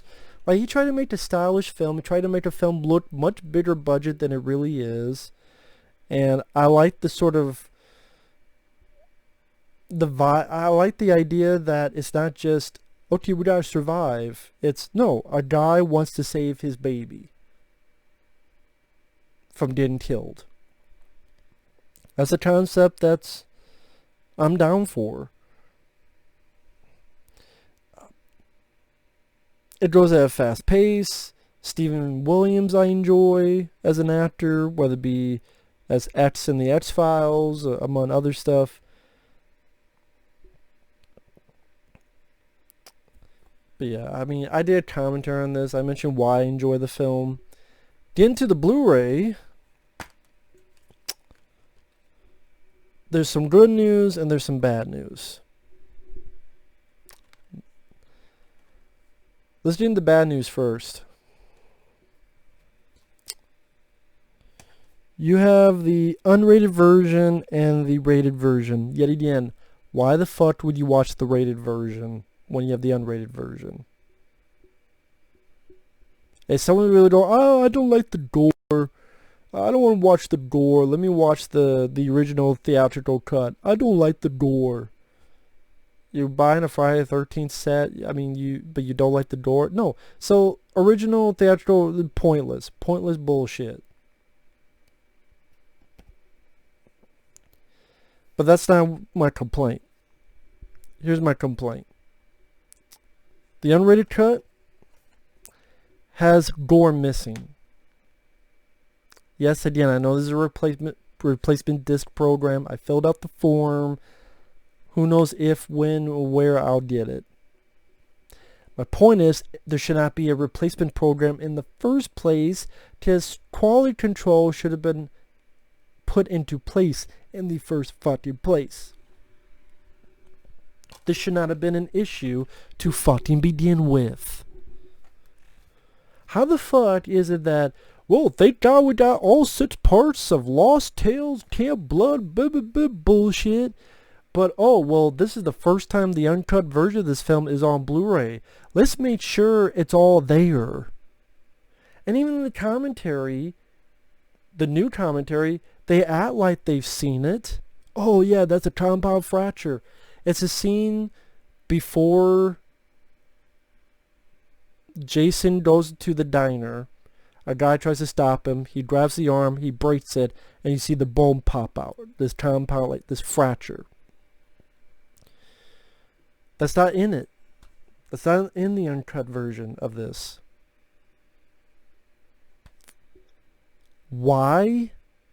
I would love to know the reason. Because the rest of the stuff is uncut, but this one bit is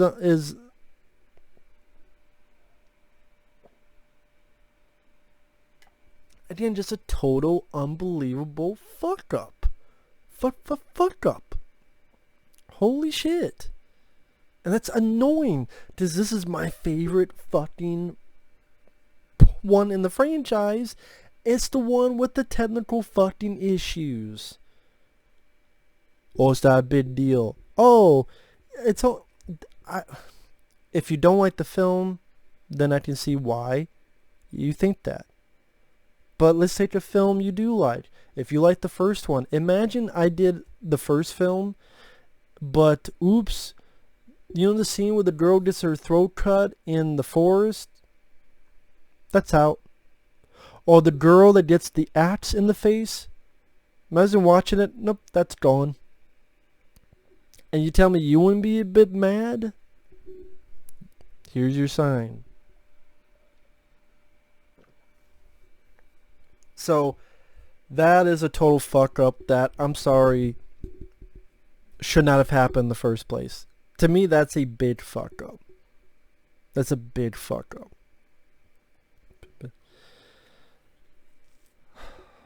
Now, I just say the good thing about it is there's some really good features. I would say this has the...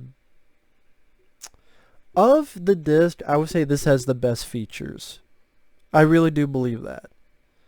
Because you have a 28-minute interview with Kane Hodder, where Kane Hodder talks about how he's surprised that people who are fans of his, including sports guys, including people who are on the Dallas Cowboys.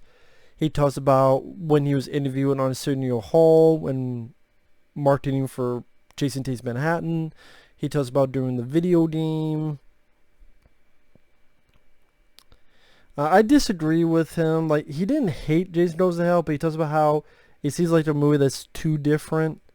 I can understand his reasoning for saying that, but to me, it wasn't bad in this case.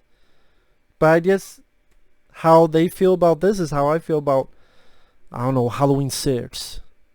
Which I think that film sucks. You get a 36-minute interview with Adam Marcus. And Adam Marcus, I will say, on one hand, he seems like a guy that you get that he's gotten a lot of shit throughout the years, and now he's trying to throw a little bit back. And part of me is like, I don't know if that's the right way to go. But then part of me is like, well, that's actually kind of refreshing. And since I like the film, I'm fine with it.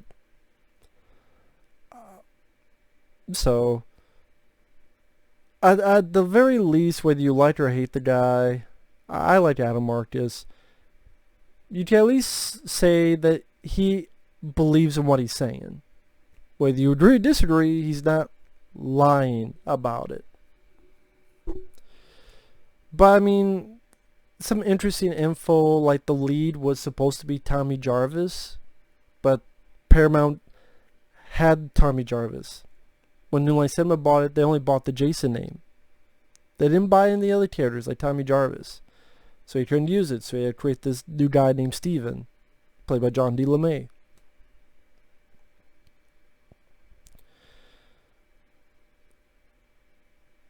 And, you know, interesting about how he wanted to create a mythology for this, and, you know, he talks about how, you know, when people complain about his film, it's like, well, okay, well, what is it that you don't like about it?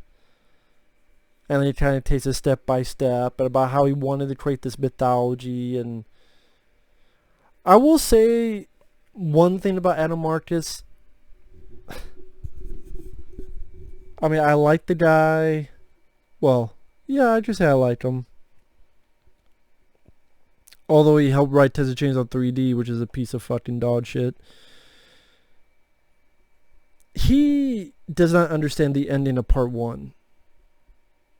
He talks about, well, if the end of part 1, a boy dragged Alice into the lake, and then what, 2 months later, he's a grown man? I'm like, Adam, And he repeats this in plenty of interviews on YouTube. And I don't know why no one ever calls him out on it. I've yet to find an interview where someone calls him out on it. I would, but that's probably why I don't do interviews. Because I'd be the guy who'd be like, Adam, I don't think you understand the ending of part 1. That's meant to be a dream. Or you take it as a vision, I guess, as well. The boy never actually grabbed Alice and put her into the lake. That's why they said we didn't find any boy. And yeah, Alice says that he's still out there. Because Alice had this dream or this vision or however the fuck you want to put it. Because this crazy mom tried to kill her and tiptoed about her boy who drowned in the lake. So Alice then had a nightmare about that. Granted, I don't know how Alice knew what Jason looks like.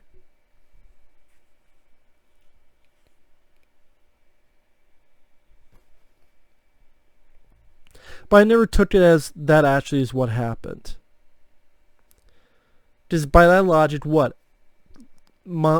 Baby boy Jason pulled her under, but then said, fuck it, I'm done. And then she floated away to be rescued. You killed my mom, I'm going to take a skinny dip, but then I'm not going to kill you anyway. Bye-bye. And then wandered off. I mean... But with that said, I do think it's a very interesting interview. The commentaries, you have the very fun original commentary with Adam Marcus, Dean Lorey from the unrated DVD. That to me is the best commentary. Granted, it's an older one, but it's my favorite commentary on this whole set. Is the old commentary with Dean Lorey and Adam Marcus. Because they're having such a ball and such a fun time. Definitely the most entertaining, funniest commentary. I love it. But the new one's pretty good too. With Adam Marcus and Peter Bratti. Which Adam Marcus is talking, 50 miles an hour. The Peter Bratti, who's the moderator, barely has any time to say anything, to ask questions.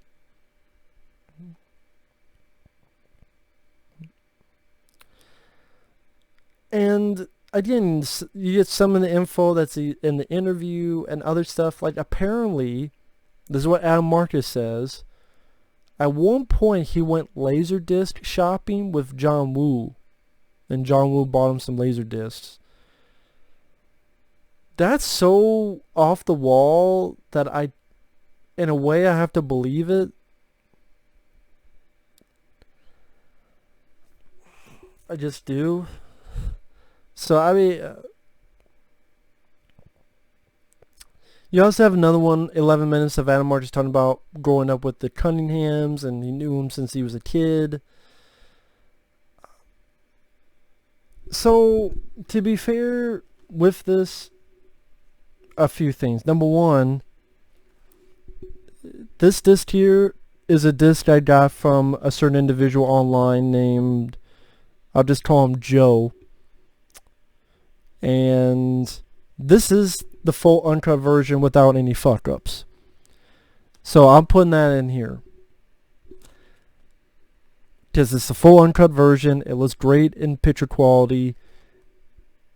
In fact, I mean, it's 2K scan. But I don't know. Part of me wonders if I like the picture quality on this better than the actual 2K scan. I don't know. I have to think about that for a bit more. And also, this guy who is a fan, well, I'm not sure if he's a fan of the film, but the word print is on here. The word print. Why don't you put the word print on here? This guy put the word print on his Blu-ray. Why didn't you put the word print on it? And also, yeah, Screen Factory, it has either one, which they look almost the same. The only difference is this has Jason Goes to Hell, he's not coming back, and then this just has this. But you know what? I'm going to stick with what this guy has for a cover. Which it makes me go, why the fuck isn't this on the Screen Factory cover?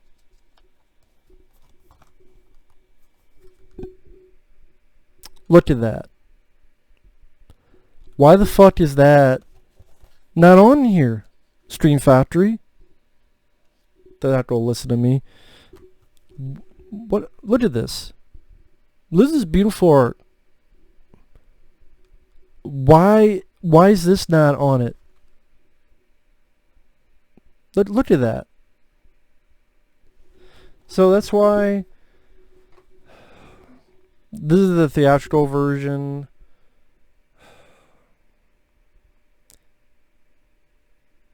I'll keep it just for, it's got some TV spots.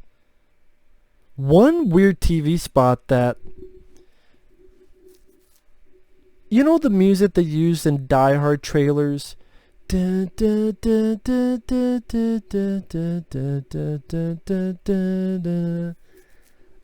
music is used in a TV spot for Jason Goes to Hell. I have never seen that TV spot before. I couldn't help but laugh. I'm like, is John McClane going to come out and fight Jason? Does this take place at Christmas time? That just weird. But so it's got some TV spots. Also a minute ad for some prop book. So for TV spots like that, I'll keep it, but I'll just put it on top. So, if it gets trashed, oh well. But I'm going to put the one I got from the... Well, I don't want to say his real name because he might not want it to be said. So I'll just call it, as a friend of mine would put it, Effrey, he would say, the Bootleg Mafia. So the Bootleg Mafia, I got this from. And you know what? This is the actual uncut version. And there's a word print version, which is a bonus. And it has a better cover. So, now, this is the cover and stuff I have on there. There you go. Get your shit together, Stream Factory. Come on, that's bullshit. Then we get to Jason X. Now, Jason X, another film I have fun with. I think it's entertaining. This, once again, there's a fuck up, only this time it's with audio. When Jason is in the Fate Crystal Lake VR, the two women, we love premarital sex. He takes one, they're both in sleeping bags. He takes one, hits the girl with the other. It's this weird audio fuck up where there's no... When he hit the girl's like, ah, ah, ah, ah, ah. That's not in it anymore. There's sound of him hitting the bag, but none of the girls going, ah. I don't even know how the fuck you messed that up. Like, how? I have no idea. So I could deal with that more than cut out a fucking gore scene in Jason Goes to Hell, but it's still annoying. But I mean, I can deal with it. Like, this to me is much more annoying. But it shouldn't have happened in the first place. People say, oh, it was a nitpick. Well, I'm just saying, shouldn't have happened in the fucking first place. Anyway.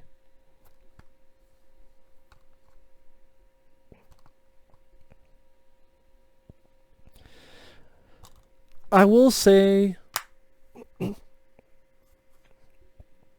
again, this is one of the ones that has the better, with feature-wise, which is funny that the ones with the best features on the disc are Jason Goes to Hell and Jason X. I just find that a bit funny. Which is fine, because I love both films. Again, I just find it funny because those are the two most hated. Jason Goes to Hell, Jason X, but they're the ones with the most for new features. Like, I mentioned the stuff with Jason Goes to Hell. This has a new commentary with Peter Brockie and Todd Farmer. What Todd Farmer talks about stuff like Originally, there was a love interest for the lead, played by Alexa. I can never pronounce her last name right. But they cut it out like a week before shooting. And then you have the older commentary with Todd Farmer, Noel Cunningham, and director Jim Isaac. May he rest in peace. Sad that he passed away way too soon. Which I don't mind that commentary, because I thought Jim Isaac and Todd Farmer worked well together. Like, it's a little bit more subdued compared to other more lively commentaries, but when you watch it with those two, they make fun of each other and they give each other shit, and that's what I like, especially since Jim Isaac passed away. And he did another film I enjoyed called House 3, the horror show. I really enjoy that one too. I wish he was around so he could have talked about that film as well as more thoughts on this.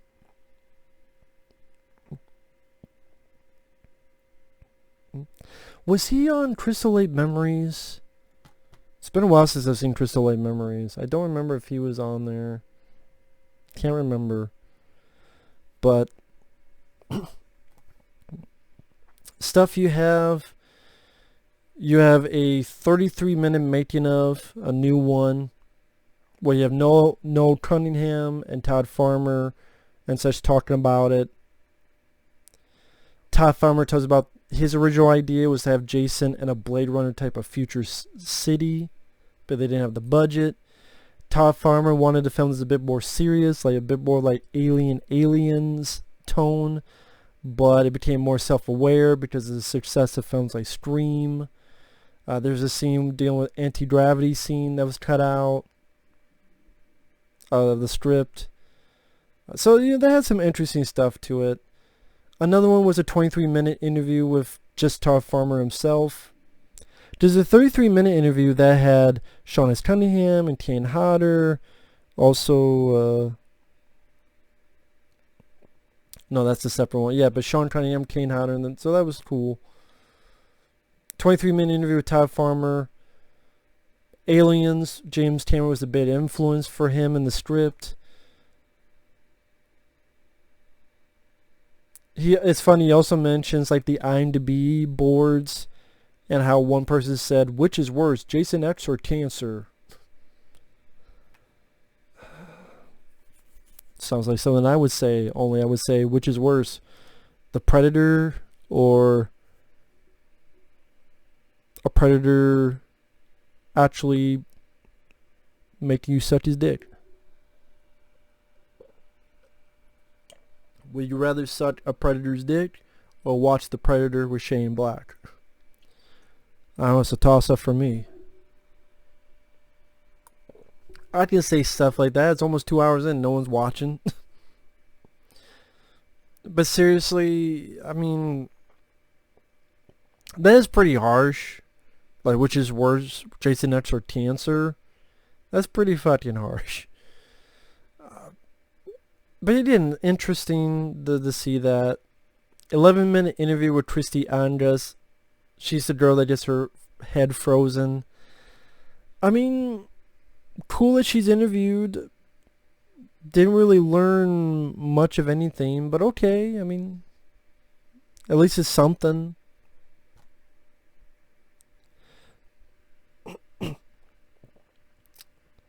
You do get an interview with Sean S. Cunningham, which I don't even know why this was on there. Does a lot of times it seems like he just says the same shit. And you have older featurettes from when Jason X first came out on DVD, like The Making of Jason X and also The Many Lives of Jason Voorhees. This is a documentary that was about 30 minutes long. Again, it's when Jason X was on DVD. That's when you had Joe Bob Briggs on there. Two of the guys from the movie, from American Movie, Mark Borchardt and his buddy. And a few others I didn't talk about, you know, the Jason films, The Legacy of Friday the 13th. I always thought that was a pretty good one. I'm glad they carried that over. Also stuff that I swear was done on the DVD before, like a club reel which is like a music video of Jason X with 2 songs. One of them is the Lunatic Calm's "We're Gonna Leave You Far Behind," which I remember from the soundtrack of The Matrix. I'm like, what the fuck is this? I've never seen this. Again, it's like a pretty lengthy music video. I don't know why they keep switching back between the 2 songs. They should have just stuck with the "Leave You Far Behind" song, but okay. And then like over 50 minutes of cast interviews from back in the day when they had to do interviews to promote the film. Like EPT, I guess is what you call it. And then over 50 minutes of footage where you're like a fly on the wall as they're shooting the film with sound, and just sometimes they do it with those sound. Thought that was interesting. 3 trailers, which I swear to God, all 3 trailers are the exact same fucking trailer. They showed 3 trailers. I could not tell you what the fuck the difference between the 3 trailers.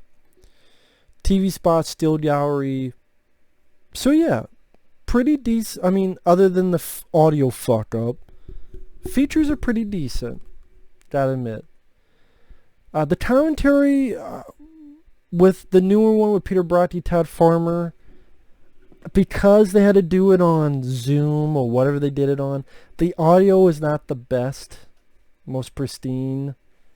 So the audio was a bit annoying for me because of that, but it was the best they could do because of what's going on with the world. I know, I apologize for being so long, but it'll be the longest fucking review for this fucking box set. It'll be me, damn it.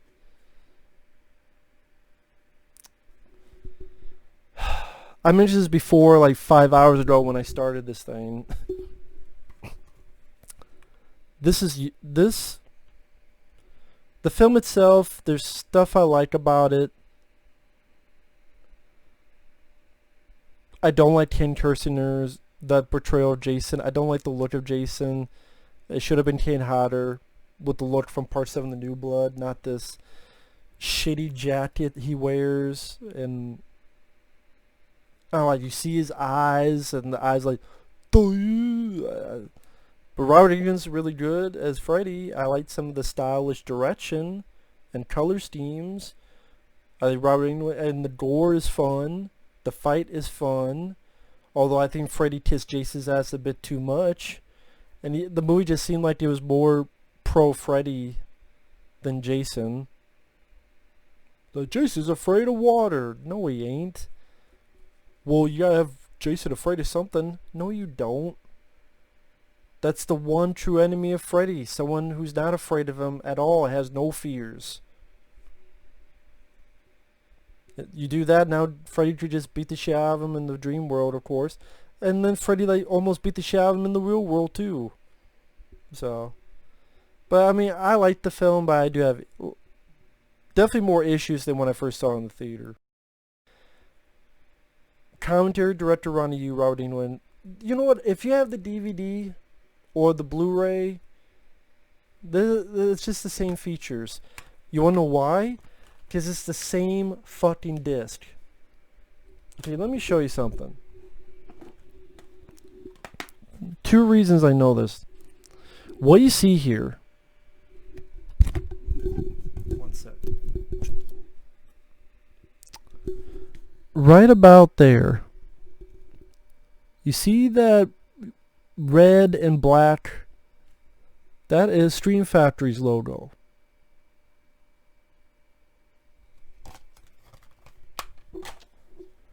Do you see that anywhere on here? You see New Line Cinema, you see Blu-ray, 2003, because that's when the film came out. This is literally the same fucking Blu-ray.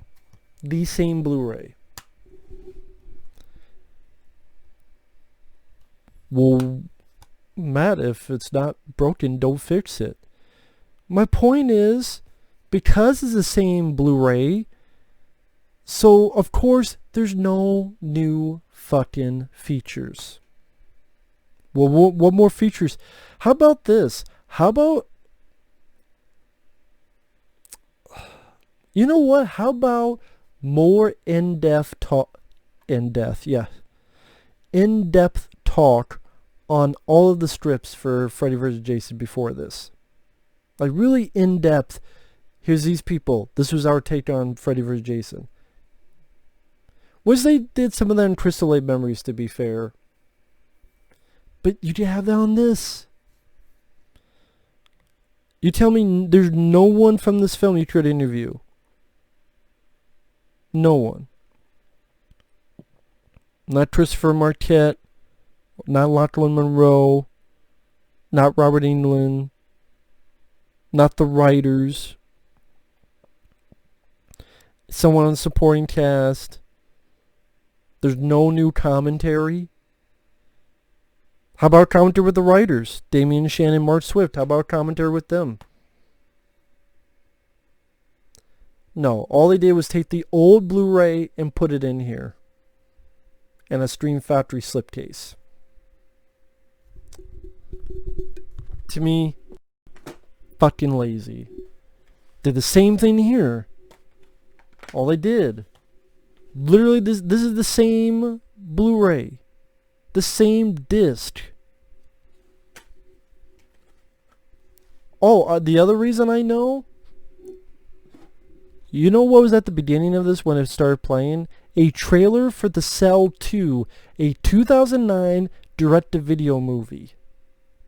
So, hey, you did a 2020 Blu-ray set, and for a bonus, you did a trailer for a 2009 direct-to-video film, The Cell Part 2.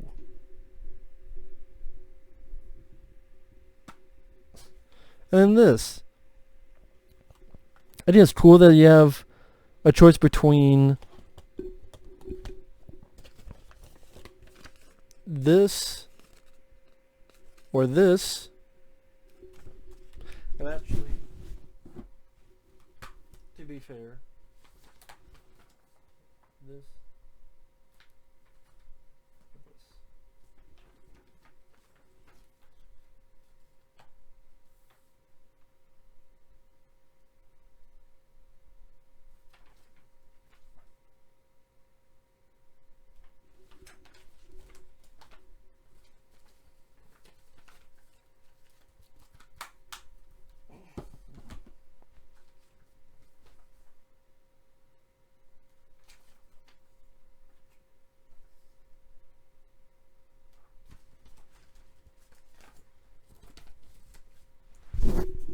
But yeah, this is literally the same Blu-ray that came out in 2009. Theatrical version, extended version. That's one example of why I do appreciate having the original version, because the extended version, yeah, the gore is nice, but I don't give a shit about, oh, the girl escapes and then she get caught and then she brought back again. To me, that's just a waste of fucking time. But even when the Blu-ray came out, there wasn't much features. Like these 5-7 minute, I forget how the fuck long they were.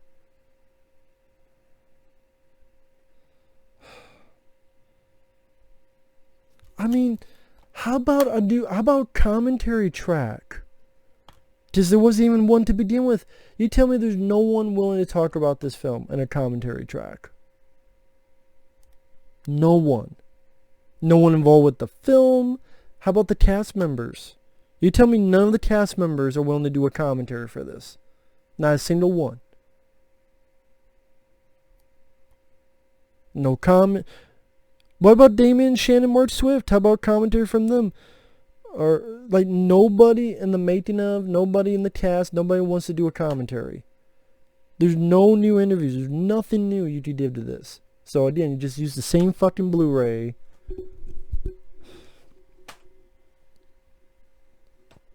Pointless. Got 2 hours. I haven't gotten to the bonus disc. Well, before I get to that, you also get a booklet, which was interesting. I didn't even know this would have a booklet.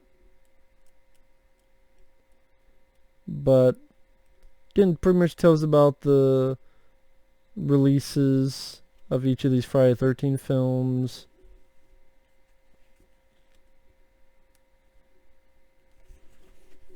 that's part 7.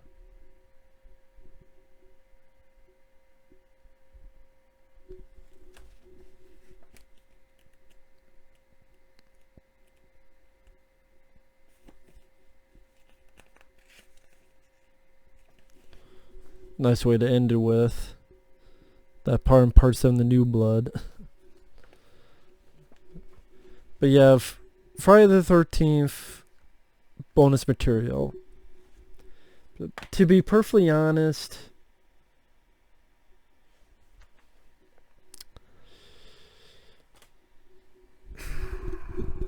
I think Crystal Lake Memories, in a way, Crystal Lake Memories was the best thing that happened with Friday the 13th, bonus feature wise. And in a way that fucked up Scream Factory.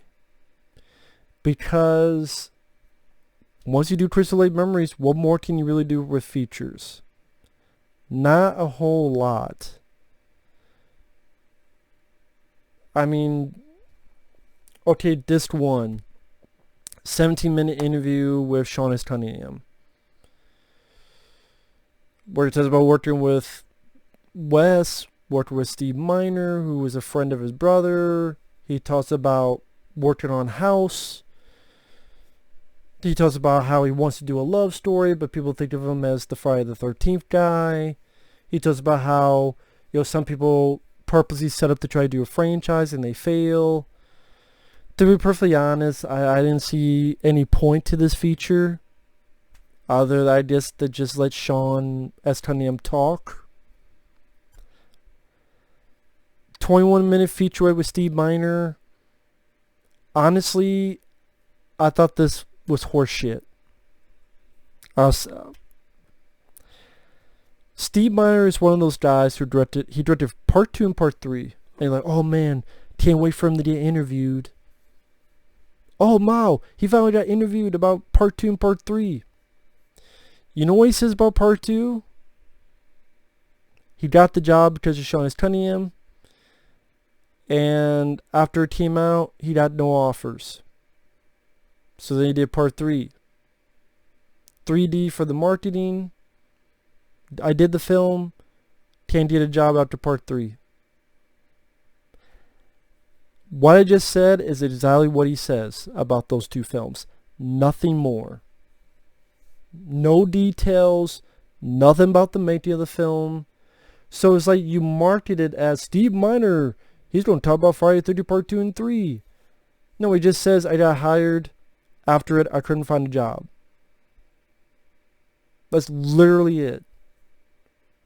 So you're right back to where we fucking started. Steve Miner, he's on the bonus disc of Friday the 13th, and he still did not talk about making those 2 films. He spent more time talking about how him and Fred Decker were going to do Godzilla 3D. I swear, he spent more time on that. So, which is like, well, fuck, then give us details of that. He talked about working on House. He talks a little bit of working on H2O. H2O got him Lake Placid. Lake Placid, Stan Winston built the crocodile so that they could get the money to make Lake Placid. And I'm like, why the fuck are we talking about Lake Placid on a Friday the 13th bonus disc? And I like Lake Placid. But Steve Miner already talked about Lake Placid because Scream Factory already released a Lake Placid Blu-ray. Where Steve Miner, you already talked about Lake Placid on that fucking Blu-ray. You already talked about Halloween H2O on the Scream Factory H2O disc. How about you man up, stop being a fucking baby, stop being a fucking one, I don't want to talk, and actually talk about the fucking films.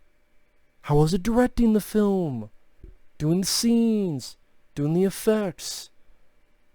It's your first job directing. How do you feel about working with Amy Steele? How do you feel about Steve Dash compared to Warrington Gillette? Since you worked with both.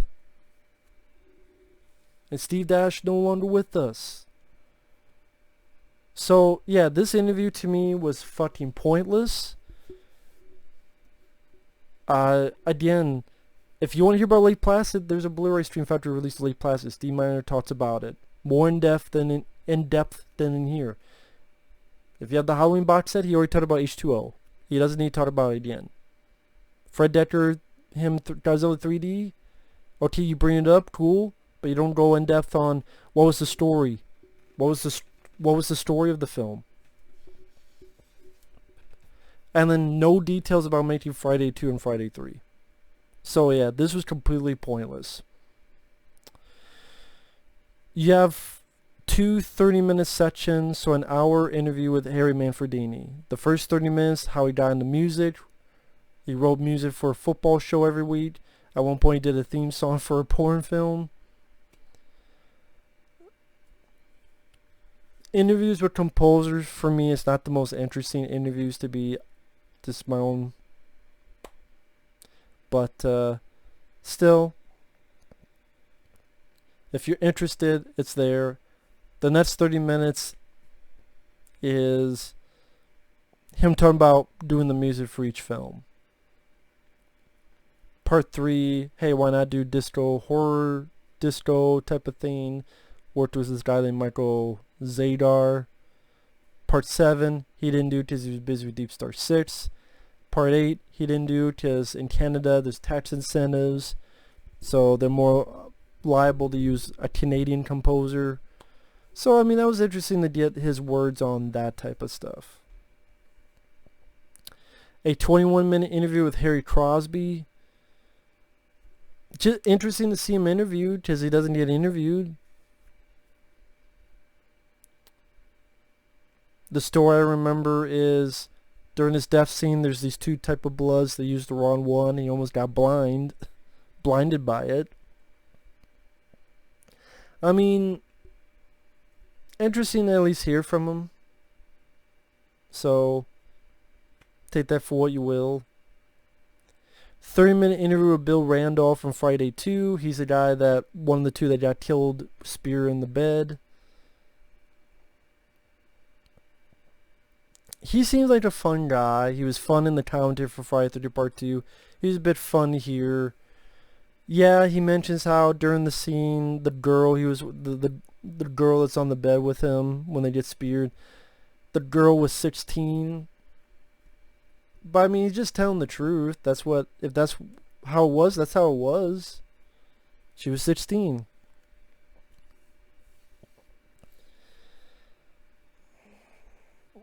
Bit weird that they cast someone who was only 16. So, take that for you will. But you know, there's some fun anecdotes, like during the death scene, since his back was latex, he was on his knees.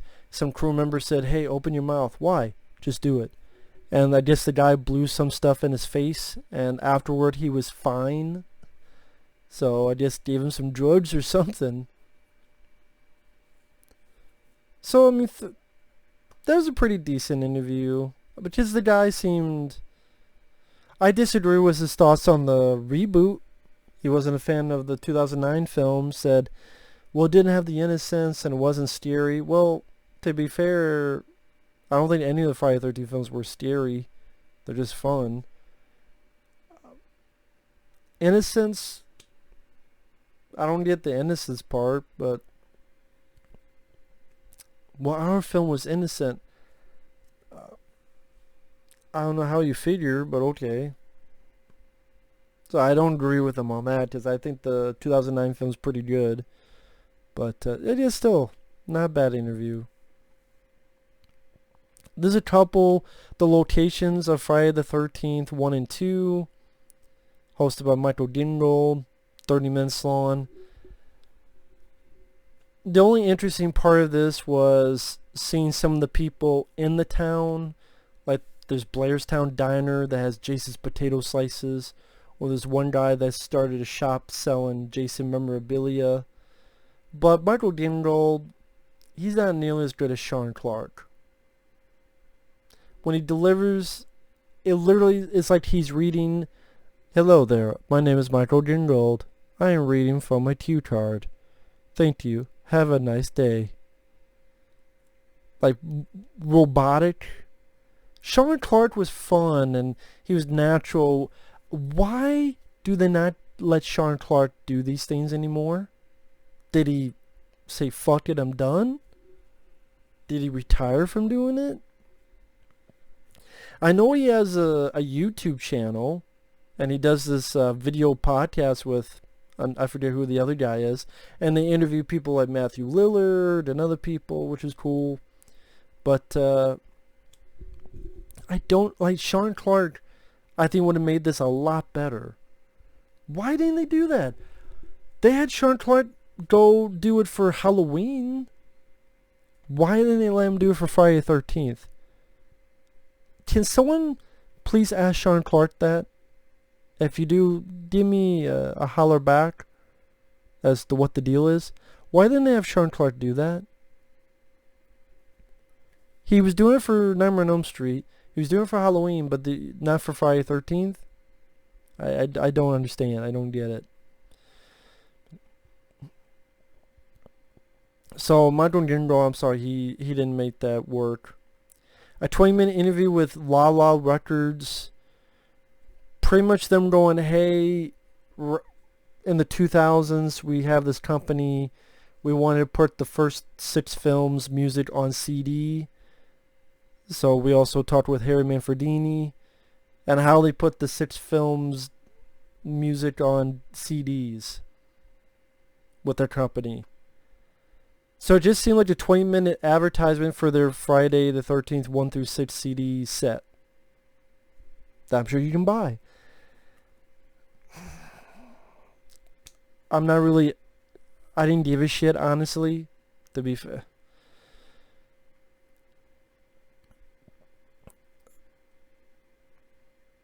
Now you have features from this set that they brought back, specifically from this bonus disc. It's like the Friday the 13th Chronicles 8-part featurette. They bring that back, which is cool that they brought it back because, well, because you do get to see like Warrington Gillette talk about stuff before. It seemed like he didn't do it as much when Steve Dash got pissed at him. And you have Betsy Palmer before she passed away. She talks a little bit of stuff.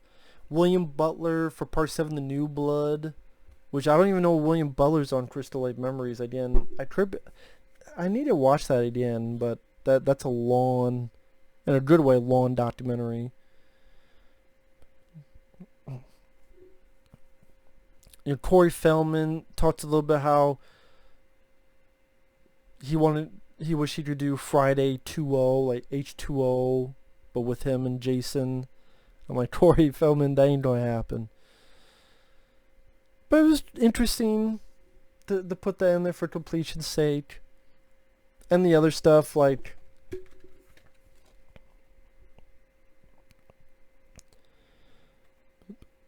Secrets Behind the Door, where they talked to Tom Savini, who did 1 and 4. John Carl Beekler did 7.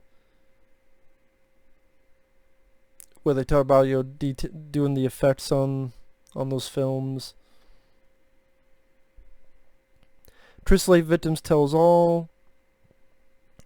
People like Adrian Keene, Larry Zerner, Amy Steele, Laura Parlinti, and others talk about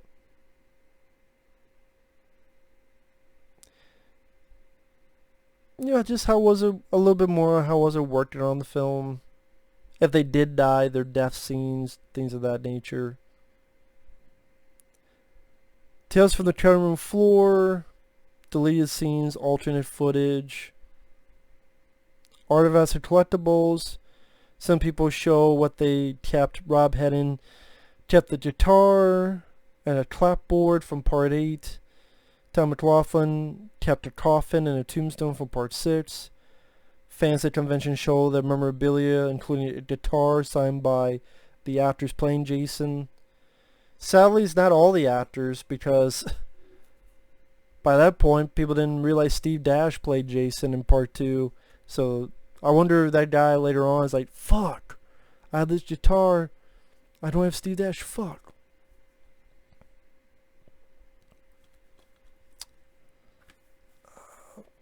Legacy of the Mask, Peter Bratti. I think this is an older featurette. Pretty much talking about the evolution of the mask and why it looks the way it does. And I said, okay. Slasher films going for the jugular. Again, one of those featurettes, I go, what was the point of this? Yeah, people like Tom Savini and Ari Lehman and Tony Todd is in there. I just because he was Candyman, but I didn't learn anything from this, and I don't know what the whole point of this was. It's kind of, when you see enough documentaries about slasher films, they pretty much say like the same shit about slasher films. Morality, sex equals death, the rules of a slasher film. I don't know, you just after a while just get tired of hearing about that. Jason Forever, this is a old Q&A with Ari Lehman, Kane Hodder, C.J. Graham, and Warrington Gillette. That's about 30 minutes long. Finding Friday on location of the films. 27 minutes where these people narrate with pictures about locations of the first three. Yeah, that must have been an older featurette. Disc 2. Music video of The Man Behind the Mask, which is the best I've seen that music video look, which is cool because I love the song. 6-minute interview with Alice Cooper. I wish it was longer. I wish the interview was longer because it was cool to hear from Alice Cooper. Just about how he was a fan of slasher films and, you know. But I just wish it was longer. To me, it was just too short. But it was cool to hear and see Alice Cooper.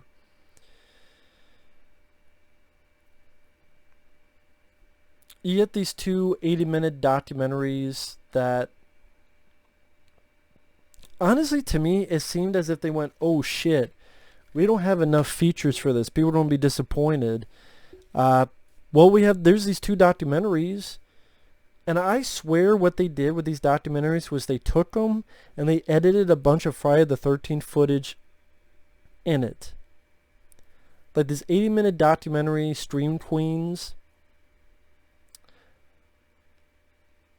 I think they edited their own footage into it because, you know, it talks about all these people who are Stream Queens. Lisa Wilcox, Elm Street 4. It talks to, you know, Adrian Keene, who was in Friday 1, but they talked to Barbara, what was it? The girl who played Barbara in Night of the Living Dead remake. Patricia Tallman. They even talked to the girl who's in the Bruce Willis film Color of Night for some reason. I don't get it. They talked to Linnea Quigley. They talked to Cassandra Peterson, Elvira.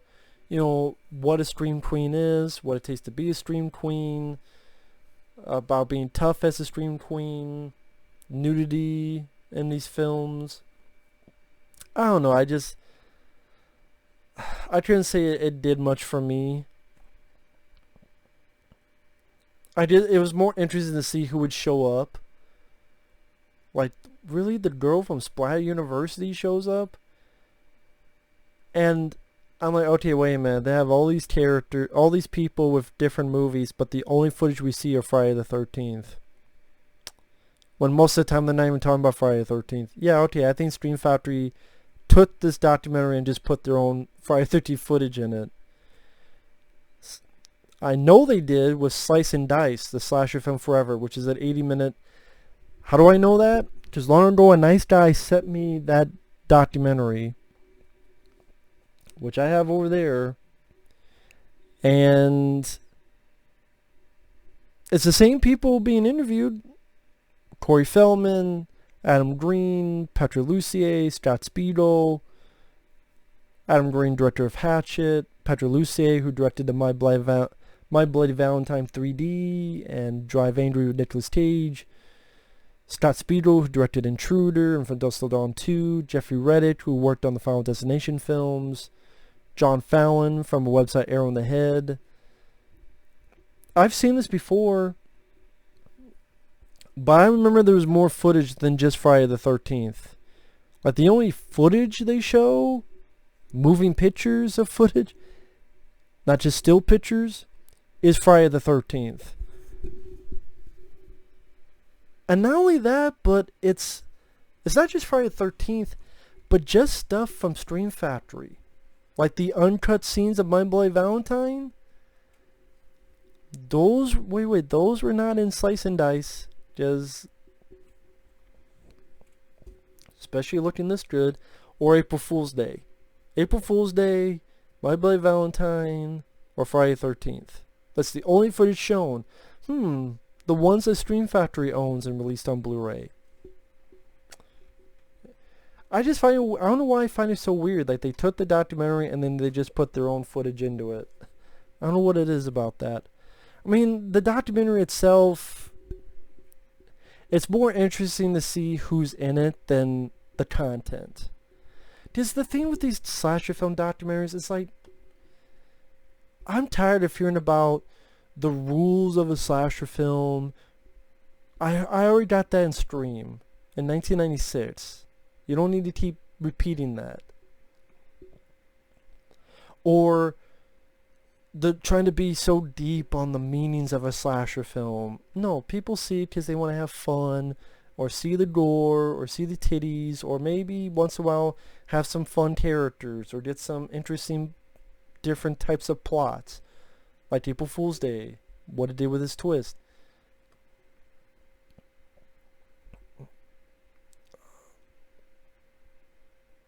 Petra Lucier, the director of My Bloody Valentine 3D, he's the one who mentioned, well, Jared Padalecki in Friday remake, I like Jared Padalecki, but he was as big as Jason, and that just didn't work. I'm like, I think it works. Petra Lucier did into the notion of you can't have a guy. I'm like, no, it works. It works. It can work as long as you write it and direct it well, and it's a good or decent actor. It can work. Let's see. So, I mean, I guess if you've never seen it before, maybe it'd be of interest, but I don't really see what you'll take away from it. You do feel free to let me know on that. It was cool to see John Fallon, because I like him on the Arrow in the Head website. He doesn't write for that website anymore, but I remember reading his reviews, and whether I agree or disagree, I liked his reviews. So, seems like a cool dude. Chat with him for a little bit on Facebook, because we both liked Hard Target. So, very briefly, but it was more like message on Facebook. He was pretty cool.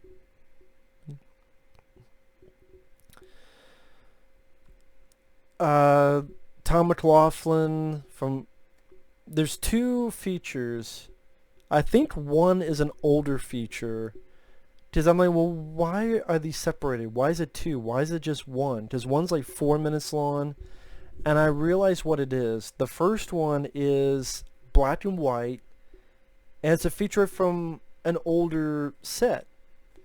Where he talks about how this is where this mausoleum is where I wrote Friday the 13th Part 6. Because then he goes in the mausoleum and he goes, well, this is where I'm going to have my crypt. And the slate is blank on the wall. The next featurette is in color, and you look at Tom McLaughlin, he's aged a bit, so it's definitely been some years. And now the crypt has something on it. So some time has taken place. So this must have been like, oh, here's this old feature. Let's do an update. Go back to the same mausoleum. Now that's on the crypt, where you're going to be in the future, which thought the whole thing was a bit creepy to me. And I guess another reason is the first one is how he wrote Friday the 13th Part 6. Here, he's writing another sequel, Jason Never Dies. And I will say I liked it because there was some nice concept art of Jason in the winter, about, using Crystal Lake is frozen, and it would be only women in the cast, and Jason would be the only guy, which he did mention that on the commentary, and I like that he pointed out that, well, I'm doing it not for PC reasons. So I like that he pointed that out, but there was some nice concept art, including like Jason had this big mallet as if he was fucking John Henry, ready to hit the fucking spike in the railroad. I would be open to Tom McLaughlin's film in the winter. Does it be a fuckload better than Never Hike in the Snow? I'll tell you that. So I'm guessing that's why he was in two different parts. Because one was from back in the day, and now this is an updated version. See, that's when I was writing the older. Now here I'm writing the new Friday the 13th. I'm back in the same mausoleum, only now in black and white. This is in color, and so I kind of get what they were going with. Like, 2 more fucking featurettes with Sean S. Cunningham. There is more fucking new interviews with Sean S. Cunningham than anybody else. There's like 2 over here, there's 2 over there, and he says really nothing of note. Why did you see a Friday the 13th? I want the audience to take the ride. Yeah, I could already figure that out, Sean. Thank you for the update. Fearless Evil. Oh, he didn't understand Jason. I didn't understand it, but when I talked to the fans, now I understand it. The audience is different than what I thought they were. What, you thought they were losers and dumbasses and yeah, this stupid, and now just Sean S. Cunningham, the stuff I've heard from Adam Marcus, all these people, I don't know. I don't really care about what the fuck Sean S. Cunningham has to say anymore on Friday the 13th. That's just me. But yeah. Trailer reel, all 12 trailers, Freddy vs. Jason storyboards, Friday the 13th 2009 teaser, trailer, TV spots, and EPK kit, Friday the 13th series newspaper ad, still gallery, and that's pretty much it. And this 2.5 hour video. Fuck. I did not expect it to be that long. So, what can I say about this set, since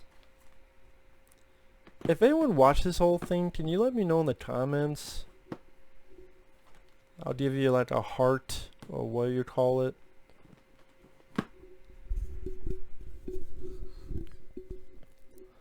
Friday the 13th set, like I said,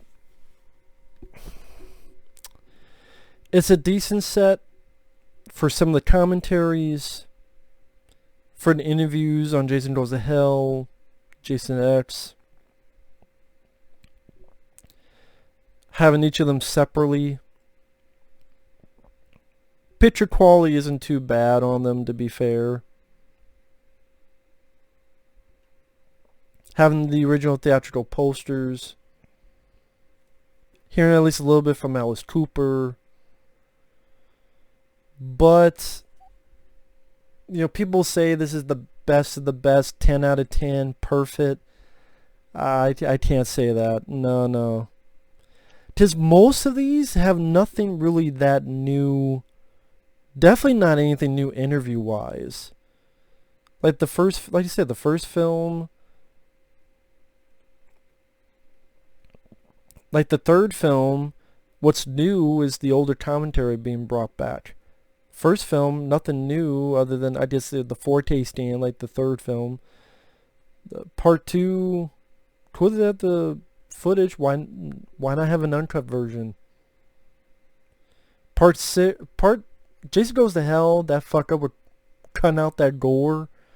Completely stupid. Makes no fucking sense to me.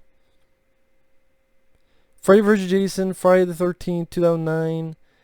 It's just the same fucking discs. So nothing new. That's just plain old laziness.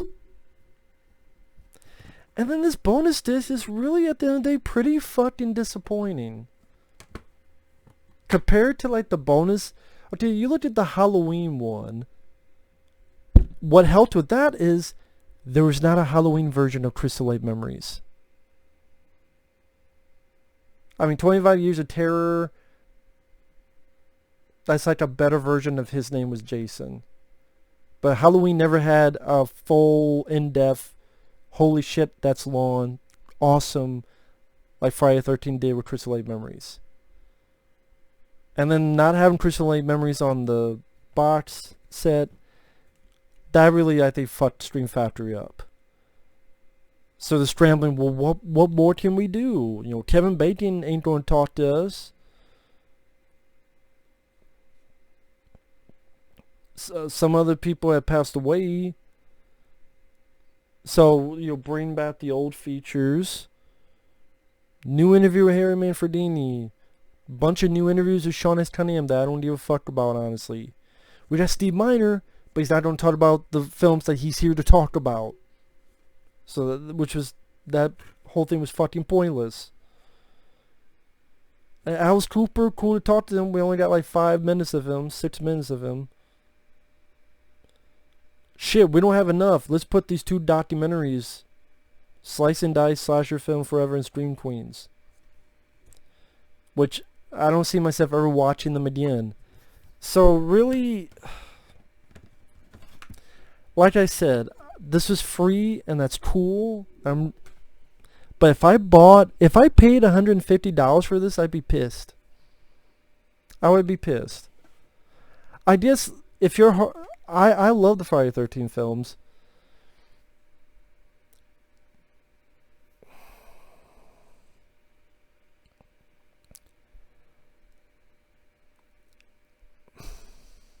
Again, the Jason Goes to Hell and Jason X Blu-rays to me are the best ones of the bunch, and feature-wise. But real enough, those are the 2 that have issues and fuck-ups, technical-wise. I guess Friday 1 through 4, you know, Friday 2 has a new commentary, that's cool. I mean, there's some features I like. I'm a sucker for features. The presentation of the box set is great. It was a gift, so I give it a thumbs up for that. But I do think there are issues that I mentioned that, I don't know, just me, there's more that could have been done with that. I don't think this is a perfect 10 out of 10 box set. I'm sorry. It's not an awful worst thing, but my initial doubts were kind of on the money for me on this, which I guess is why it took me 2.5 hours to talk about it. But I'm tired and burned out. I needed some water to drink. See you guys later. Take care. Bye-bye.